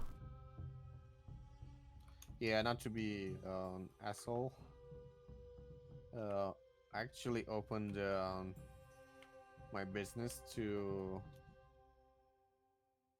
do that kind of work on the side. I just didn't know where to start. Mm-hmm. And I got a real kick in the groin while I tried to work in that industry because I wasn't trained, and I thought I knew graphic design, but basically what I've learned because of a thoughtful friend who sent me some books on editorial. Like my experience with graphic design was making my own event posters and a few what's the word for business cards? Identity packages, logos. No. What did you just say? The first one when you're doing like the letterhead. Yeah, identity package. Okay, stuff like that. I used to do stuff like that for DJs. Mm-hmm. So for me, it was basically the way you would do a high school poster. That was my level of graphic design. Yeah. And I kept getting shit like from other graphic designers who were also DJ, and I was like, I didn't understand why I got that shit. Firstly, because I wasn't actually doing design work then. I never claimed I was. Mm-hmm. I was just doing posters. And yeah, after a while, a friend gave me some books about editorial, and I didn't know it was just editorial. And I tried to get some graphic design jobs, and like I said, I got like one of the jobs I got fired after 7 days. Yeah, that's too bad. So I need to get back into that to get some bread. I used to do illustration, but that dried up.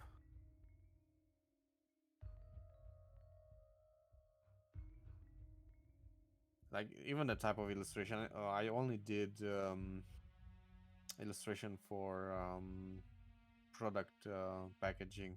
Mm-hmm. But the type of illustration that pays well, for ad agencies, is kind of totally a different type of deal, and I have no idea how to approach it. Yeah, package design now, you have to be a 3D artist. Why is that? Because it's just made for it. I mean, it's just one of those industries that 3D is especially strong at doing. Because you can do a photorealistic, you can do a mock-up, a comp.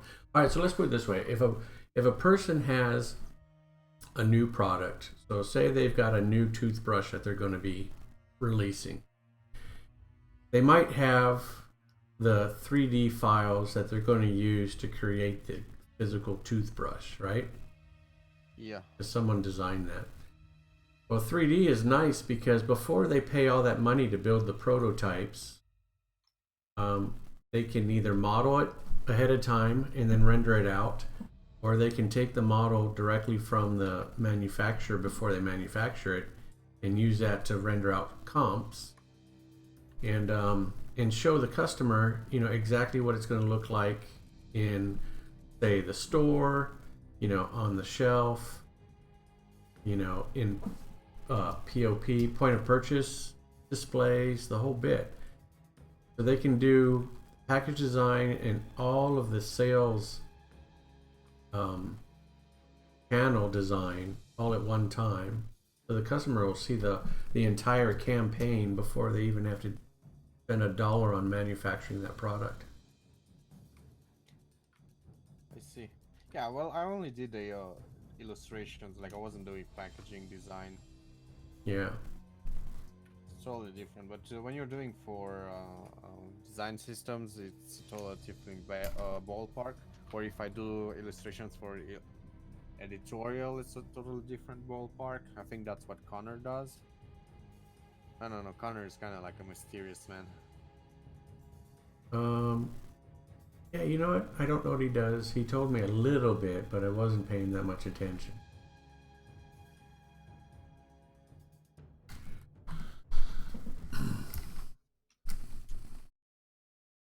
Or at least that's what I think when I don't even approach illustration the way Connor was taught to approach illustration. Like the way he speaks about stuff, for me, it feels so even alien. Like the total opposite of fine art.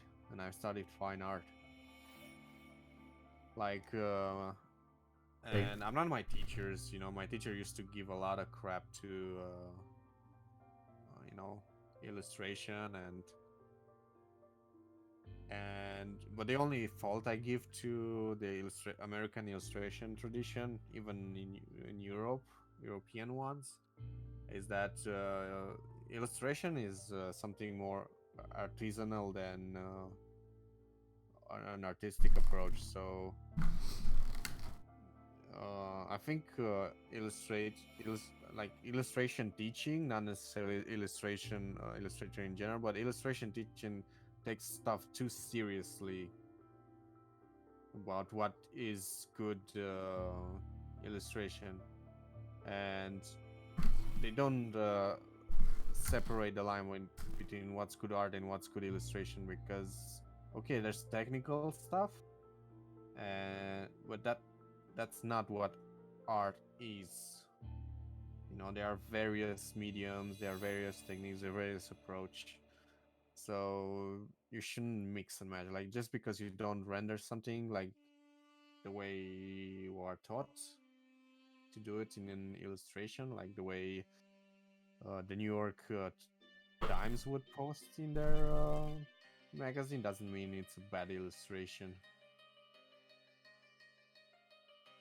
I mean, it's not a bad art, but at the same time, if you do art and you don't take into consideration, you know, color mixing, CMYK, that makes it a bad illustration. Maybe. I guess it At least depends on that's the. how I see it. I think it depends entirely on the skill of the person who's doing it. Obviously, I'm just speaking on the way it's taught, the teaching of, you know. Yeah. Yeah. I think that this also what separates American comics from European. Like European comic creators come from fine art background, especially the Italians and the Spanish, and you can tell on how little they give a crap about illustration. They do it more, I could say they do it more painterly. Even in fine art, I've noticed my teacher did not understand the fundamentals of, like, I studied sculpture and we draw things in a certain way to study a certain thing when it comes to, you know, and painters approach drawing in a different way, and then there was a graphics department that was basically, they were teaching people etching, and their drawings were not illustrative, but it kind of approached that field. Basically, all the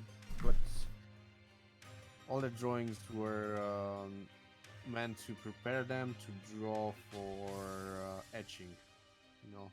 Okay. They called it drawing the shadows. Basically, we're just drawing the values, separating the values based on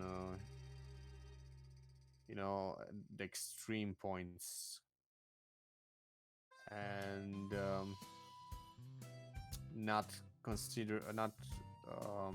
taking into account the depth of the subject the way we did at we draw in the sculpture department, Right. because we were taught to pick the point that's closest to us and the point that is furthest from us, and basically just do bas relief on with pencil. Huh. That's interesting. That's how we were taught to approach things. And in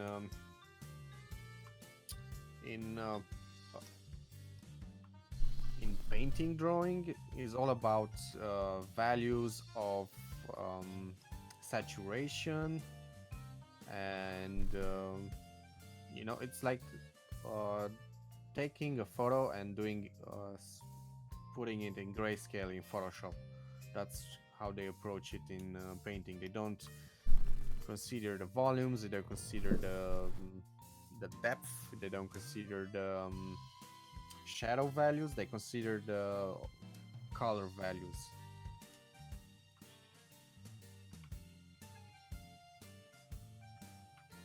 Yep, I can understand where the points of views would have to be totally different. Yeah, so in painting drawing, obviously, if you're drawing a person who has dark hair, the hair will be the darkest, and then you would treat the skin very lightly. But if you take the other two departments, they would go straight on black on the skin, like the deepest black ever on the skin. Based on in the sculpture department, we used to do the blackest contrast with the whitest on the closest to us part of the figure, on the person. Like in this case, I'm drawing this lady over here. In this case, would be the top of the hat, Mm-hmm. and the shoes. This would be the closest, and then maybe some parts of the jacket over here and over here. And then the second level will be taking smaller parts, like take the face and draw the nose closer, then the mouth and the eyes, and then have no contrast on the edges because they are the furthest. This kind of makes sense. Yeah, because How? and we're still talking in bas relief type art, right? Yeah. So in Yeah. this situation, in sculpting terms of drawing things, I wouldn't disconsider the coloration of the skin and the hair and whatever. Like straight on, full on black on the face and the nose, and the highest highlight on the nose, like straight, maybe almost close to white, because like I said, the hat would be closer to me than the nose. Mm-hmm. So probably the hat would be the only place where I put white, and then again here on the zipper, and again a little bit of white this part on the shoe. And I will totally disconsider the color of the shoes, the socks, the jacket, the pants, short pants. Yeah, it seems And like a completely different way of thinking. yep. In the graphics department, they will do the color, like the deep value of the socks and shoe. They Yeah. would add the black to the shoes, to the socks, to the jacket, whatever. But they would still add a lot of black shade to the skin. They will disconsider the white skin, while in the, like I said, in the painting department, they would make the shade of the skin very non-contrasty, just to represent that value of the skin compared to the black of the jacket.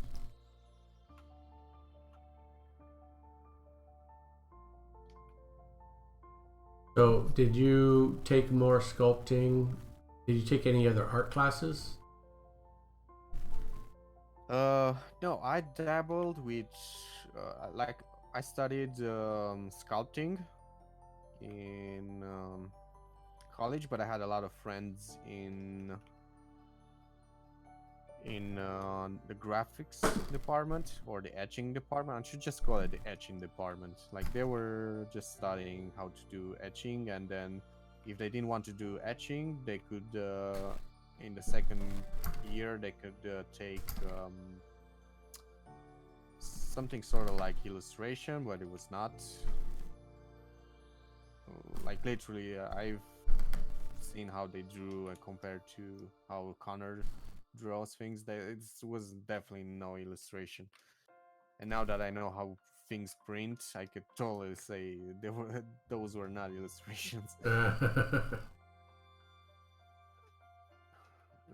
Yeah, and I say this because even though they were doing quote unquote illustration, they did not consider rendering.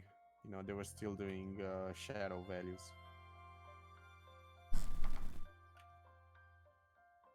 And if you can consider the American tradition and the European one, you have to render. when doing illustrations. That's the way you do it. So, I'm kind of losing my train of thoughts. Yeah, Yeah. it's tough, right? Yeah, so I had a lot of friends there, and I also took a class of. I tried to take a few classes of etching, Mm-hmm. so that's why I know. But in high school, I dabbled with oil painting, much more than clay modeling and any other stuff. Even though I was in the clay modeling department. Mm-hmm. Over here, you have high schools that specializes in art, fine art. So you do the regular high school, and then you have extra curriculum classes which teach you fine art to some degree. Yeah, it would have been nice having that school. I think in America you have something similar, but it's called extra, like, or either it's summer schools or We because would you, over I here went we'd call it a magnet school. So when you okay, get so there's a term for it. in France they have it the same way as in America. It's called after school or something like that. Uh-huh. So it's basically a school which you go after the school, but it has the same. Even though you could basically fail it, and you can still take your SATs. Yeah. If you finish the regular one. Yeah, it still has requirements, and if you don't manage them, you fail your classes, and you can get expelled eventually. So even though it's something extra, it's taken seriously. Sure, yeah.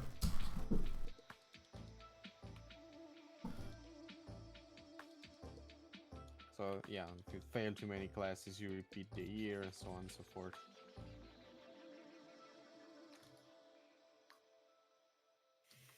Yeah, but over here I don't know how many countries have this. I've heard Bulgaria still uses this system. Like, this is a Soviet model of teaching. So basically, you go to a special high school that has these extra classes. And there used to be schools like this for clerks, but not anymore because nobody takes it seriously anymore. Mm-hmm. But there still are high schools for welders, plumbers, electricians.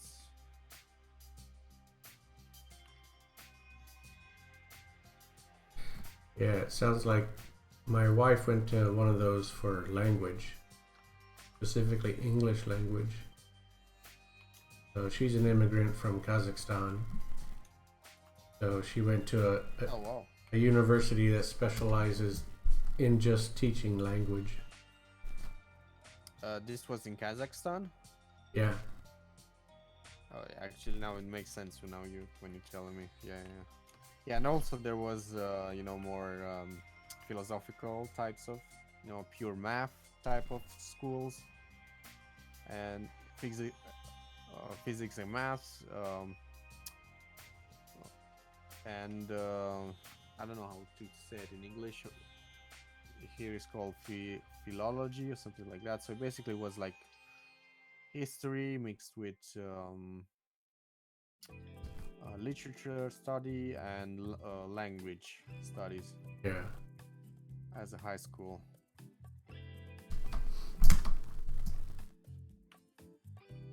But there was no regular high school, general regular high school. Every single one of them had a specialty. Mm-hmm. If it was a general high school, they usually had specialized classes. So let's say class A was specialized in mathematics, and class B was specialized in literature and the other stuff. And there was a class B that was specializing in whatever workshop was available to the high school. Usually either electronics but usually there was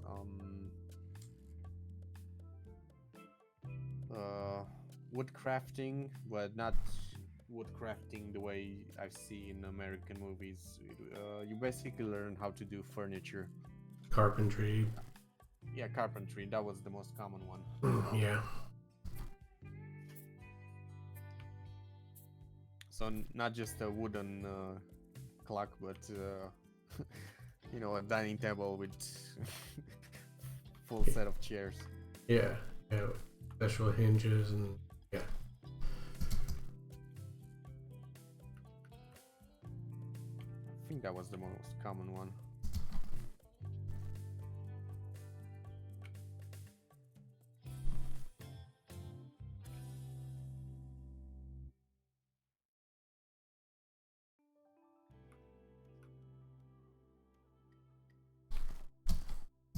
Like woodworking was reserved for middle school. I think it's the same even for you guys, right? Yep. That's when I took woodworking. I took metal shop, which was just working with sheet metal in a couple different projects. I took woodworking, which was just making simple, basic stuff. It's really an introduction in how to use the tools. Yeah. So the bandsaws and the sanders and all that kind of. Wasn't complicated. I think over here metal work would have been reserved only for the only city that produces steel. So in my region, probably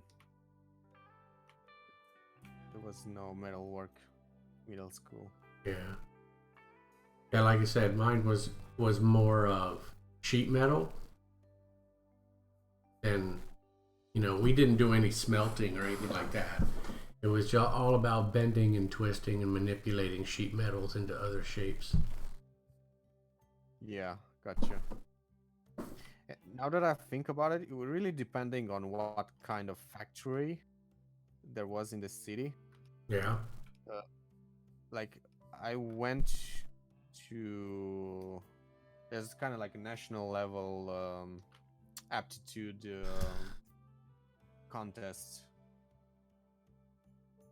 So, and it's organized every year in a different city, and this one year it was organized in a city that had a high school that specialized in refrigerator making. Like not refrigerator making, but refrigeration. Right. General refrigeration, like refrigerating an entire room, a fridge, or a car, whatever types of refrigeration. Even went even to primitive air cooling, like making the machines that pump cold air. Okay. Because they still the old ones still use the old type of refrigeration, like Freon. Whatever. That would be handy though. It was funny. It was funny. I thought it funny at that time, but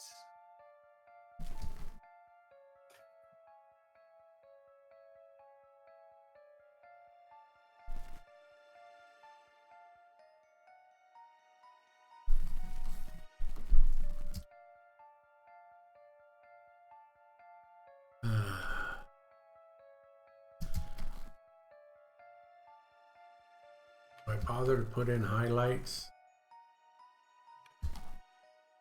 do you do a separate layer for highlights? Yeah, usually. And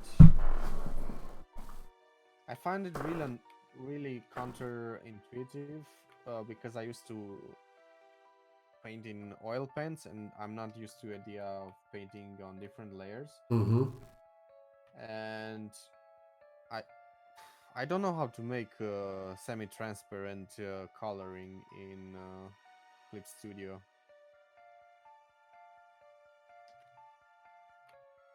Well, if I was doing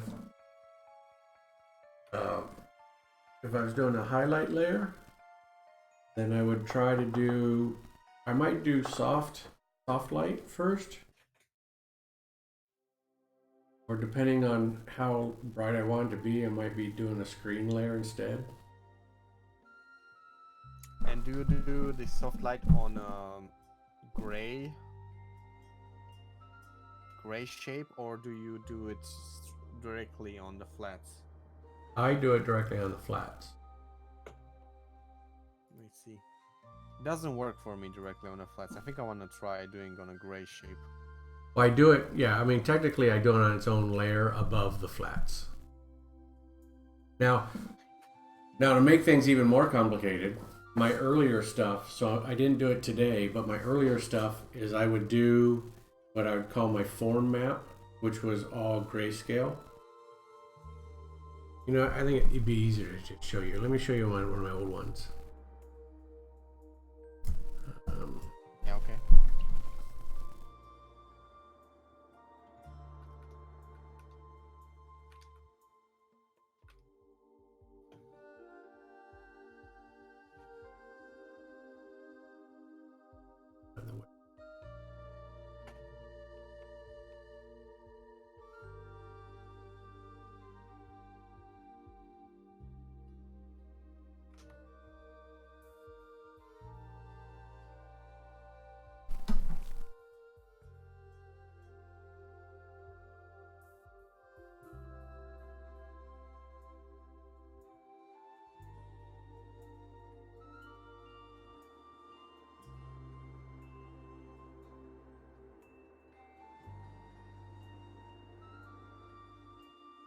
All right, let me walk through my process. So you have to watch my screen.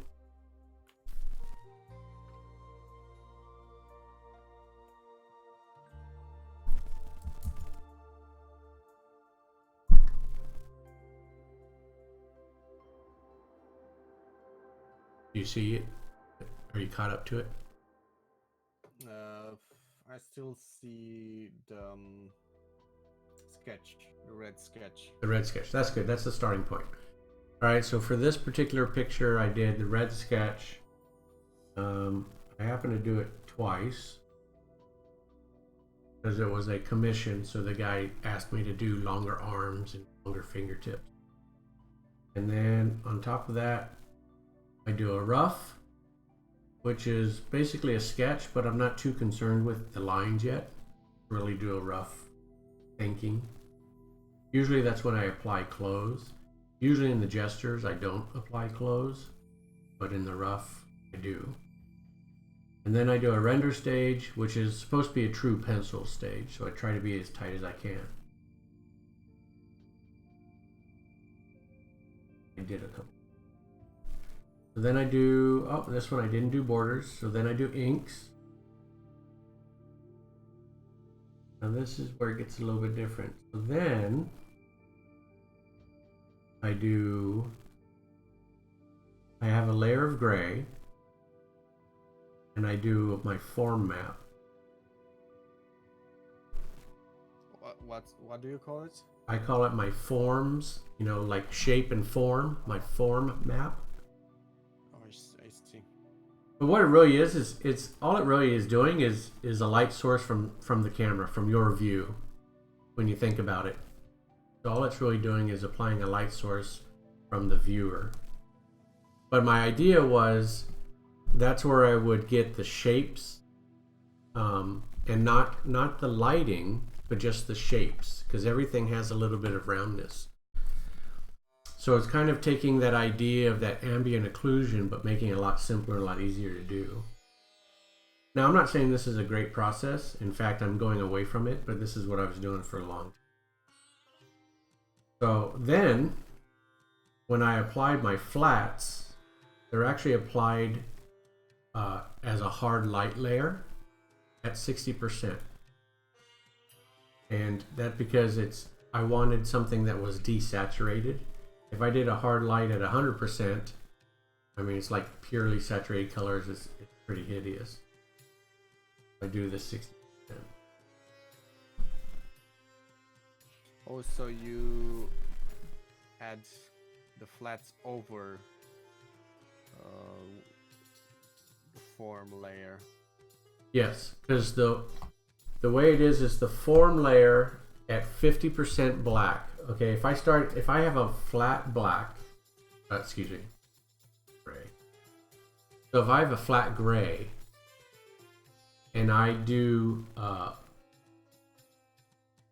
some flats above that at 60% hard light, then that's pretty close to the color that I pick. So the brown that I picked is pretty close to the brown that I picked, you know? So when that hard light applies to a 50% gray, it's kind of neutral. So then I go in and do my lights and darks on that gray. And then when that hard light applies to that, then you start to get some lights and darks of my flats. But I haven't had to touch my flats at all. Follow me? Yep. Okay. So that's how I get most of this stuff. And then after that, you know, I do a true shadow layer. I did a key light layer. Did a rim. I did a rim light. And Oh, so just add things on top of each other. yeah. And that way it allows me to focus on one thing at a time. And it's a neat way of cheating, right? So I wouldn't be able to paint this stuff. I mean, maybe I could, but I don't think I'd be able to paint this stuff. But when I focus on one thing at a time, like rim light only, and it applies, it's kind of like magical. And it helps me. Yeah. It helps me learn if I did have to paint this. By doing these composite layers so much, I kind of would paint with the composite layers in mind. And I think it would help me. And then some overlays if I want to change color. And that was it. Yeah, so the thing is, I cannot think the way you do. Like, for the love of me, I just keep... Like, look, I usually do... Look on at this one. Okay. Even this one was flatted from various layers, but I usually do the shades and everything on a single layer because I cannot think otherwise, because I still think like I'm doing oil paints. Mm-hmm. And then when there are details, like look over here on the letter, when there are details that will go over other details and I don't want to mess what's underneath, I just then use a new layer. Mm-hmm. And like, and you look at this reflection over here, you know? Yeah. It made sense adding it. And this is the only time I can mentally feel calm about overlaying, but this slows me down. By painting in layers, doing composites. By not painting in layers. Mm-hmm. And this is something in progress. So I had the flats for selection area. Mm-hmm. Yep. The only difference between these two is that on this one I made a grayscale. It's blue because of filtering. I made a grayscale before I inked, and I'm gonna do this from now on because I have trouble. Even on this one, I made a lot of mistakes with the inking, like doing blacks where black shouldn't be. Then I fixed it when I So basically over here and here, after I finished doing the coloring, I deleted a bit of the line work and I redo the cross hatching and added the black layer, the black spots where I felt it was necessary. And on this one, I didn't do that. I just did the inking before even considering, and you can kind of tell a little bit. But this is the color layer. This is the only one. I separated the parts, like I'm doing the purple one separately, doing the smoke separately. But this, it's up, it eats up so much time because I make so many errors in coloring, especially in doing the highlights. Like I still think the way I used to do charcoal drawing, the way I used to do oil painting, and it's just too slow. So thank you for showing me your method and showing me these pictures. I'm really considering. I've noted this method before of doing like a gray shape for the figures, and then doing various layers for different type of light, and then just putting them all together, one on top of the other. I want to try this approach and see if I can reduce my workflow by 2 or 3 hours. If I can do that, then it's efficient. Like if I can do this coloring in 4 to 6 hours instead of 2 days, 2 days meaning more than 8. More like 8 to up to 12 hours of coloring. That's how much it takes me to do one of these. Yeah, I did. My guy started at 5 o'clock. So 6, 7, 8, 9 hours minus a little bit of time for break. So it still took me 8 hours to draw and color this guy. I see. It used to take me double that. So definitely getting faster. Yeah, it's a progress. See, I need to do that as well. Plus, it's hard to. The most of the time wasted is because it's so hard to think of multiple things at a time. While when you separate it in layers, it just clears your mind. You don't worry about like when you are just doing how you call it, ambient occlusion. Occlusion, you just do ambient occlusion. You don't think about anything else. Yep. But when you color on a single layer, you just think of all of them at the same time. Yeah, I enjoy it. And again, I'm not claiming it's a better way of doing anything, but I will say that for me, it was a good learning method. So since I'm doing stuff pretty much self-taught minus whatever tutorials I see online, it's nice for my brain to break it down into different layers like that, because then if I were to paint something, I would still be thinking, okay, now I'm doing my rim light. How did I do it when I was doing it on layering? Okay, this is what I would have to do. When you're painting, and it's going to be very organic. Whereas this way is kind of a little bit more meticulous and more of a left brain approach. So I don't know that's necessarily faster, but I think it's a nice way of learning. But I want to get to the point where I can do a figure like this in 4 hours. I'm not even close to that yet. But part of it is it takes me so damn long to draw it. Yeah. I feel you. But I'm pretty happy with this guy, getting him done in, like I said, whatever it was, 6, 7, 8, 9 hours. So it's probably 8 hours so far. By the way, does it surprise you that I'm looking up to you when it comes to coloring? What's that? Okay. Does it surprise you that I'm looking up to you when it comes to coloring? Well, no, let me put it this way. If I'm doing a method that you find interesting, then I'm glad you know, I'll help out any way I can. But I don't know, you know, I never feel like I'm doing a great job, but maybe I'm doing well enough that other people are like, wow, that's actually pretty cool. So, Yeah.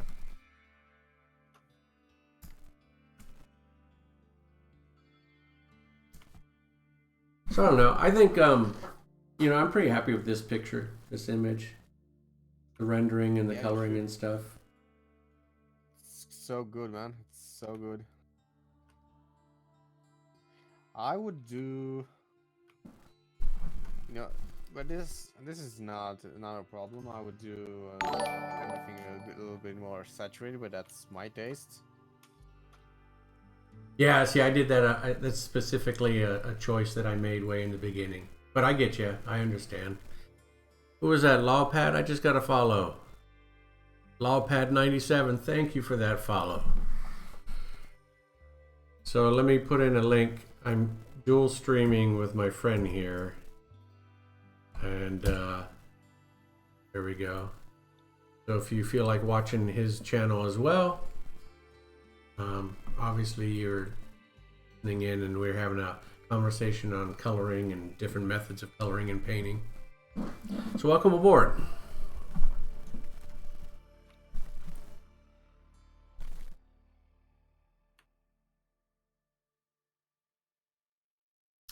The other fun thing about uh, coloring in composite layers is that you can turn off the layers. Like I can spend hours just turning off the layers and turning them back on, and just seeing the the illustration take shape in front of me.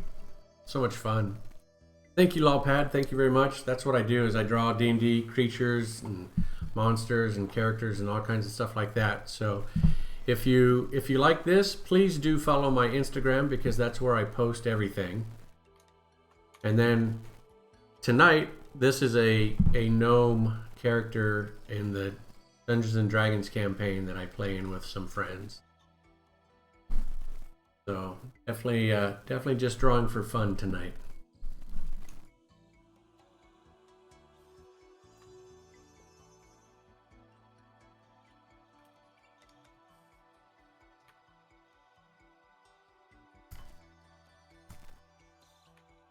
The one thing I was experimenting on my last picture is I would draw in the shadows. So I called my layer a diffuse shadow layer. And then I would use as a selection and invert it and make that my highlight layer. So I don't have to draw the highlights anymore. I can just do a reverse of the shadows. And so that kind of works out pretty cool.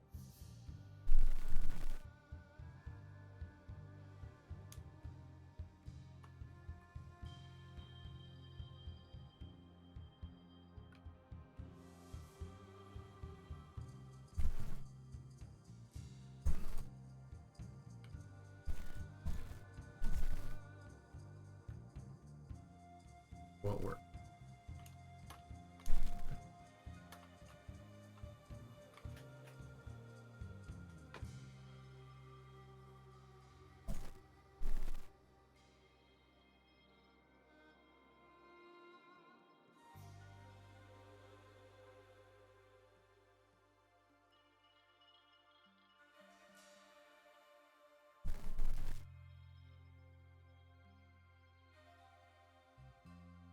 One interesting thing is that when you're doing oil paintings, it's very common to do, for very complex works, to do either in watercolor, or you can just do it in oils if you want to, you know, make it more expensive.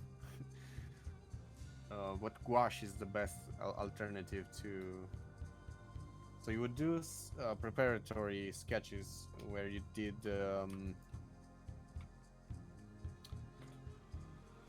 you do a sketch just for the shadows, one just for the values, and one for reflections and diffusion and stuff like that.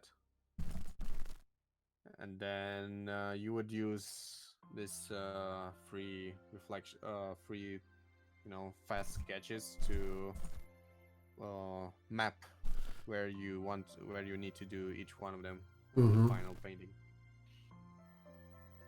Okay, hold on just a sec. Why isn't this working? I'm trying to get my link to Instagram up.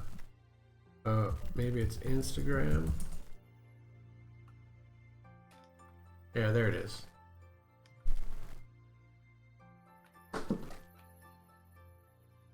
Echoing? Are you hearing... So are you hearing us echo? Or are you hearing us sound twice? I mean, that's kind of the same thing, right? What are you hearing?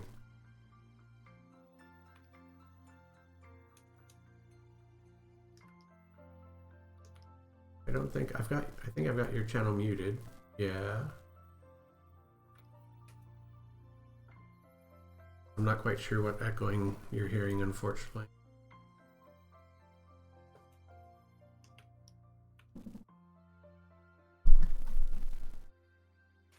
Maybe when I speak, the mic captures the headphones.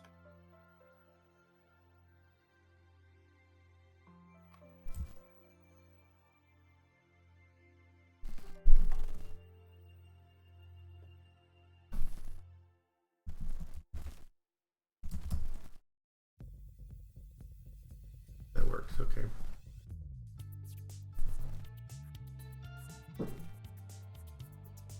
He says it's gone now. Yeah, I'm not sure what was going on then. Technology, so hard. Yeah.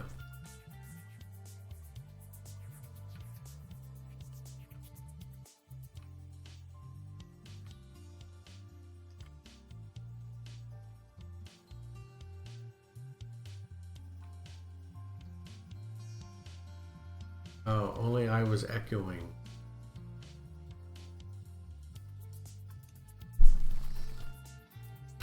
I'm thinking it was still a glitch.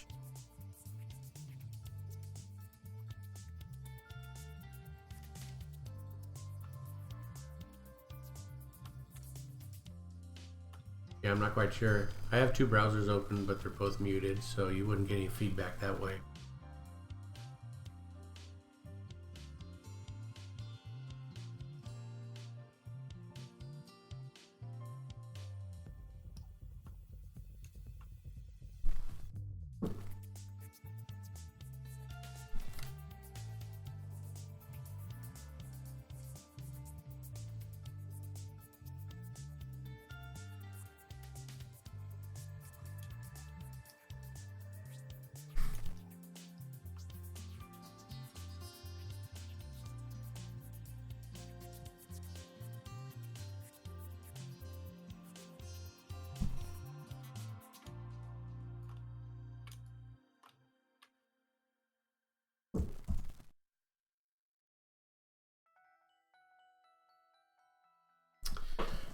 Auto saving now.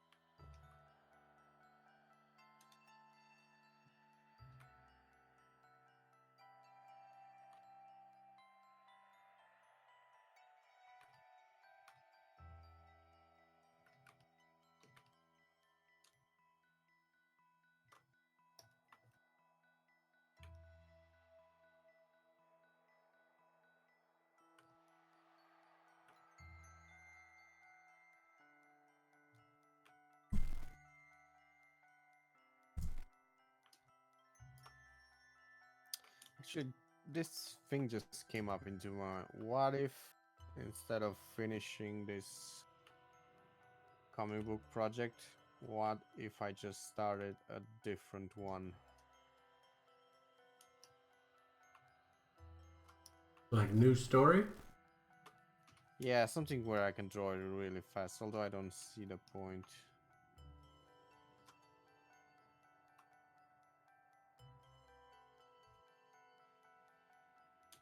I'll just put it on full stop for a while. Well, I mean, it sounds like you kind of want to start over. No, I need to put a hold on it and work on getting some other jobs, some commissions, some Oh yeah, yeah. Try to get some paying work.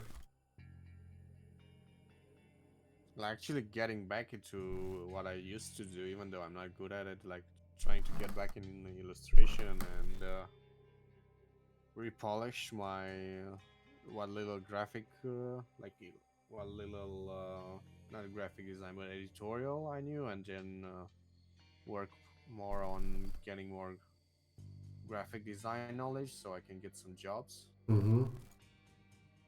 Like I really suck at logo making. I'm not very good at logos either. I actually try to avoid any logo work if I. And editorial has nothing on other types of text arrangement. You probably know this already.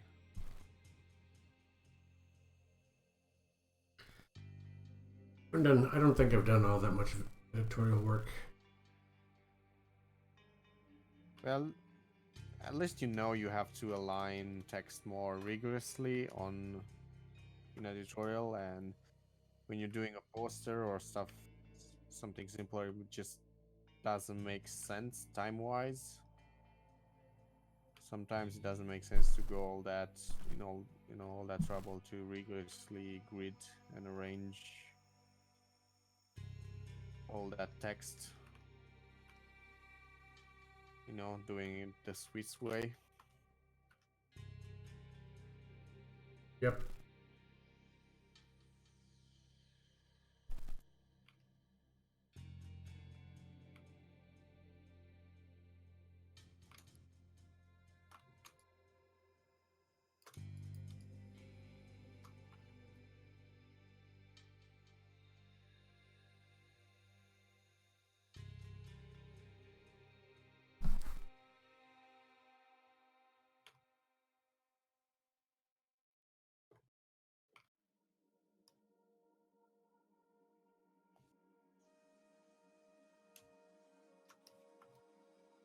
Yeah, like sometimes I feel like just a very tight composition is all you need for good design.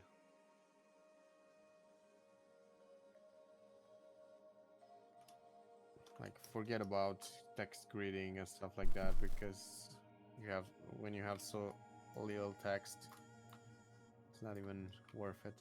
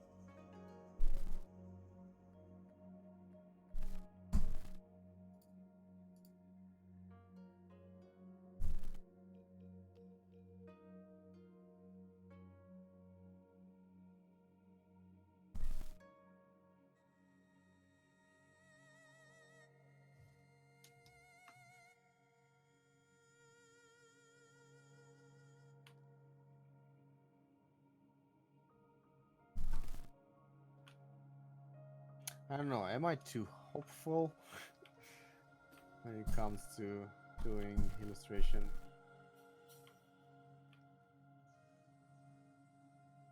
I kind of feel like you have to decide what you're going to do and commit to it 100%. Well, my commitment 100% is to making a publishing business. But right now I'm in this predicament where my family needs me, so I can't get a job. Mm-hmm. But then again, I'm too short on money. So if I don't get any freelance work, I don't have any money. Yeah, you got to do the priority, right? Get that money first before you can do anything else. Yeah, like for a few months, I need to stay at home with my dad till, unfortunately, he hits the bucket. So, yeah, that's that.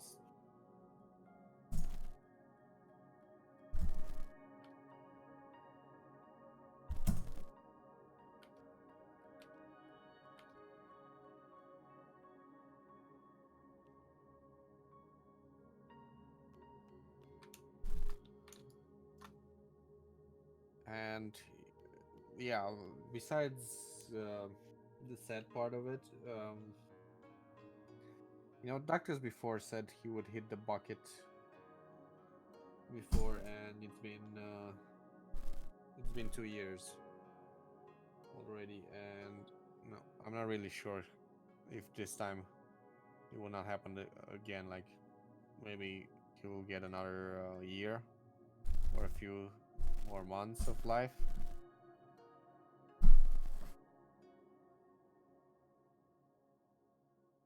So I guess the only option I have is to really, really try to get some freelancing work right now.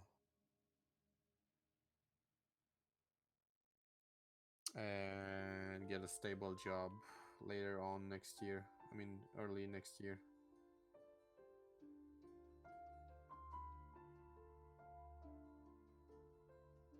You have previous clients, existing clients. Yeah, but they don't want to hire me anymore. Okay. So I need to either try to tap into new ones or try to harass a few of my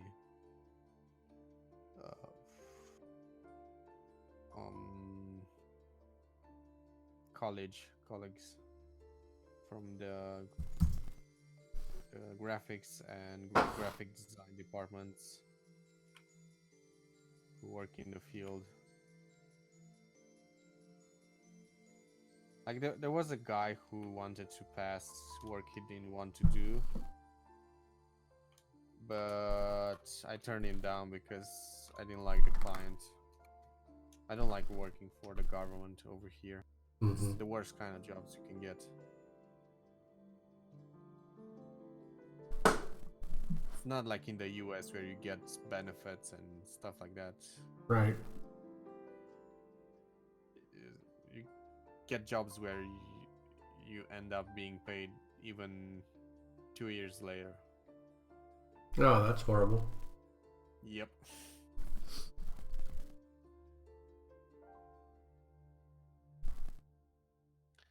My father was an architect, and he worked exclusively with with the government, because he's a restorer.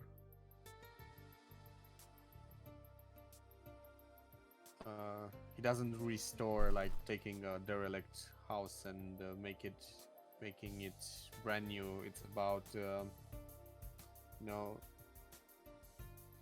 17th century building that needs a little bit of polishing to its outside, or even complete reconsolidation, and you need specialized people who know about that era engineering and masonry and all of that stuff, techniques and materials. So that was my dad, and he was usually when his payments would come in a span of up to 5 years. Jeez. So they would give him an advance, then they would give him another part when the work was complete, and then they would continue to pay him in parts until they they pay him all the work. Yeah, it's rough having it spread out like that. Yeah, and to survive, he used to take like 3 to 5 projects at a time, and these are projects that are very long too. It's not like you're making a new house. It's a bit more difficult because all the improvements, and you never work alone. You have a team, and yeah, so it kind of takes 1 year just to finish all the drawing stuff,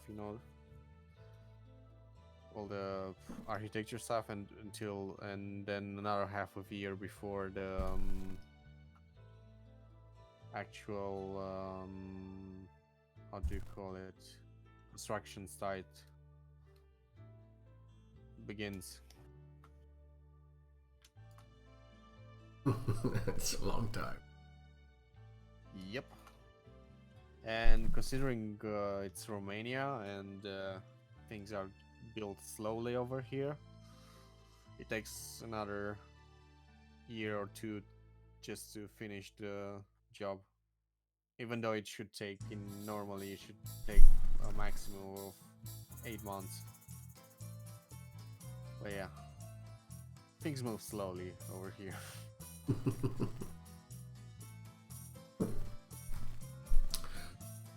All right, I'm gonna call it. I'm just gonna. I think I'm also going to call it. At least I'm gonna take a break. Okay. Finish this one. It actually took too much time, but I wanted to speak to you, and hopefully I didn't interrupted you too much. No, I got a lot done. All right, I felt like it was good dual stream, man. Yeah, I just fixed this one, and I think the line work is perfect, and I can use it as a character sheet. Yeah, it looks good. You're much stronger at drawing like everyday people than I am. Like I can't do the proportions right. That's kind of why I draw the creatures that I do, because I can get away with exaggerated proportions. Yeah, it's the only thing I know how to do, to be honest. Well, it looks good. I still tell people, even though they don't believe me, considering the way I dress, that I still consider why I should have pursue fashion design. Yeah, it kind of has that feel, doesn't it? Yep. Yeah. That's actually my strong point, drawing garments and, like you said, everyday people. Mm-hmm. Well, all right, people. I guess I'm calling it as well. I have 1 viewer, so... Quiet night. Or for you, morning. Do you want to raid someone with double? I don't know if you know Ark, he's online, but we can also raid someone you know. I know Ark, he follows me too. I just want to see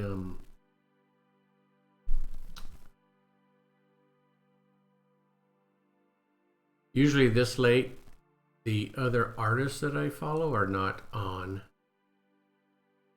So if Ark is on, he might be the best choice.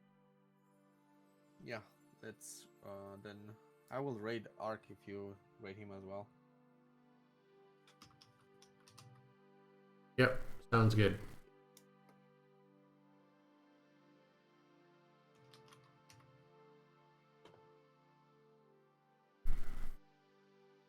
Oh, I just got gifted a sub to. You got in at the right time. I don't know how gifted sub work anymore because I don't even watch that streamer right now. Yeah, I don't know how that works either. Because when I got in gifts, it's you have to be in the stream at the time, right? Exactly. But this one I got while not being on the stream.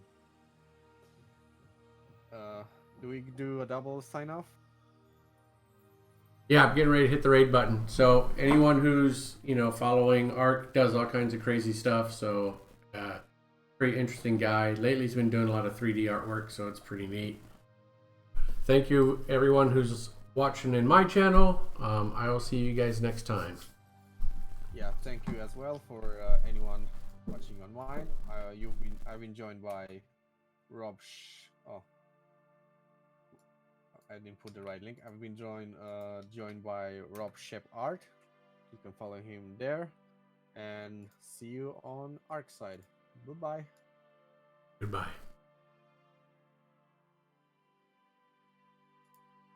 See you, Tavastri. Okay. Bye-bye.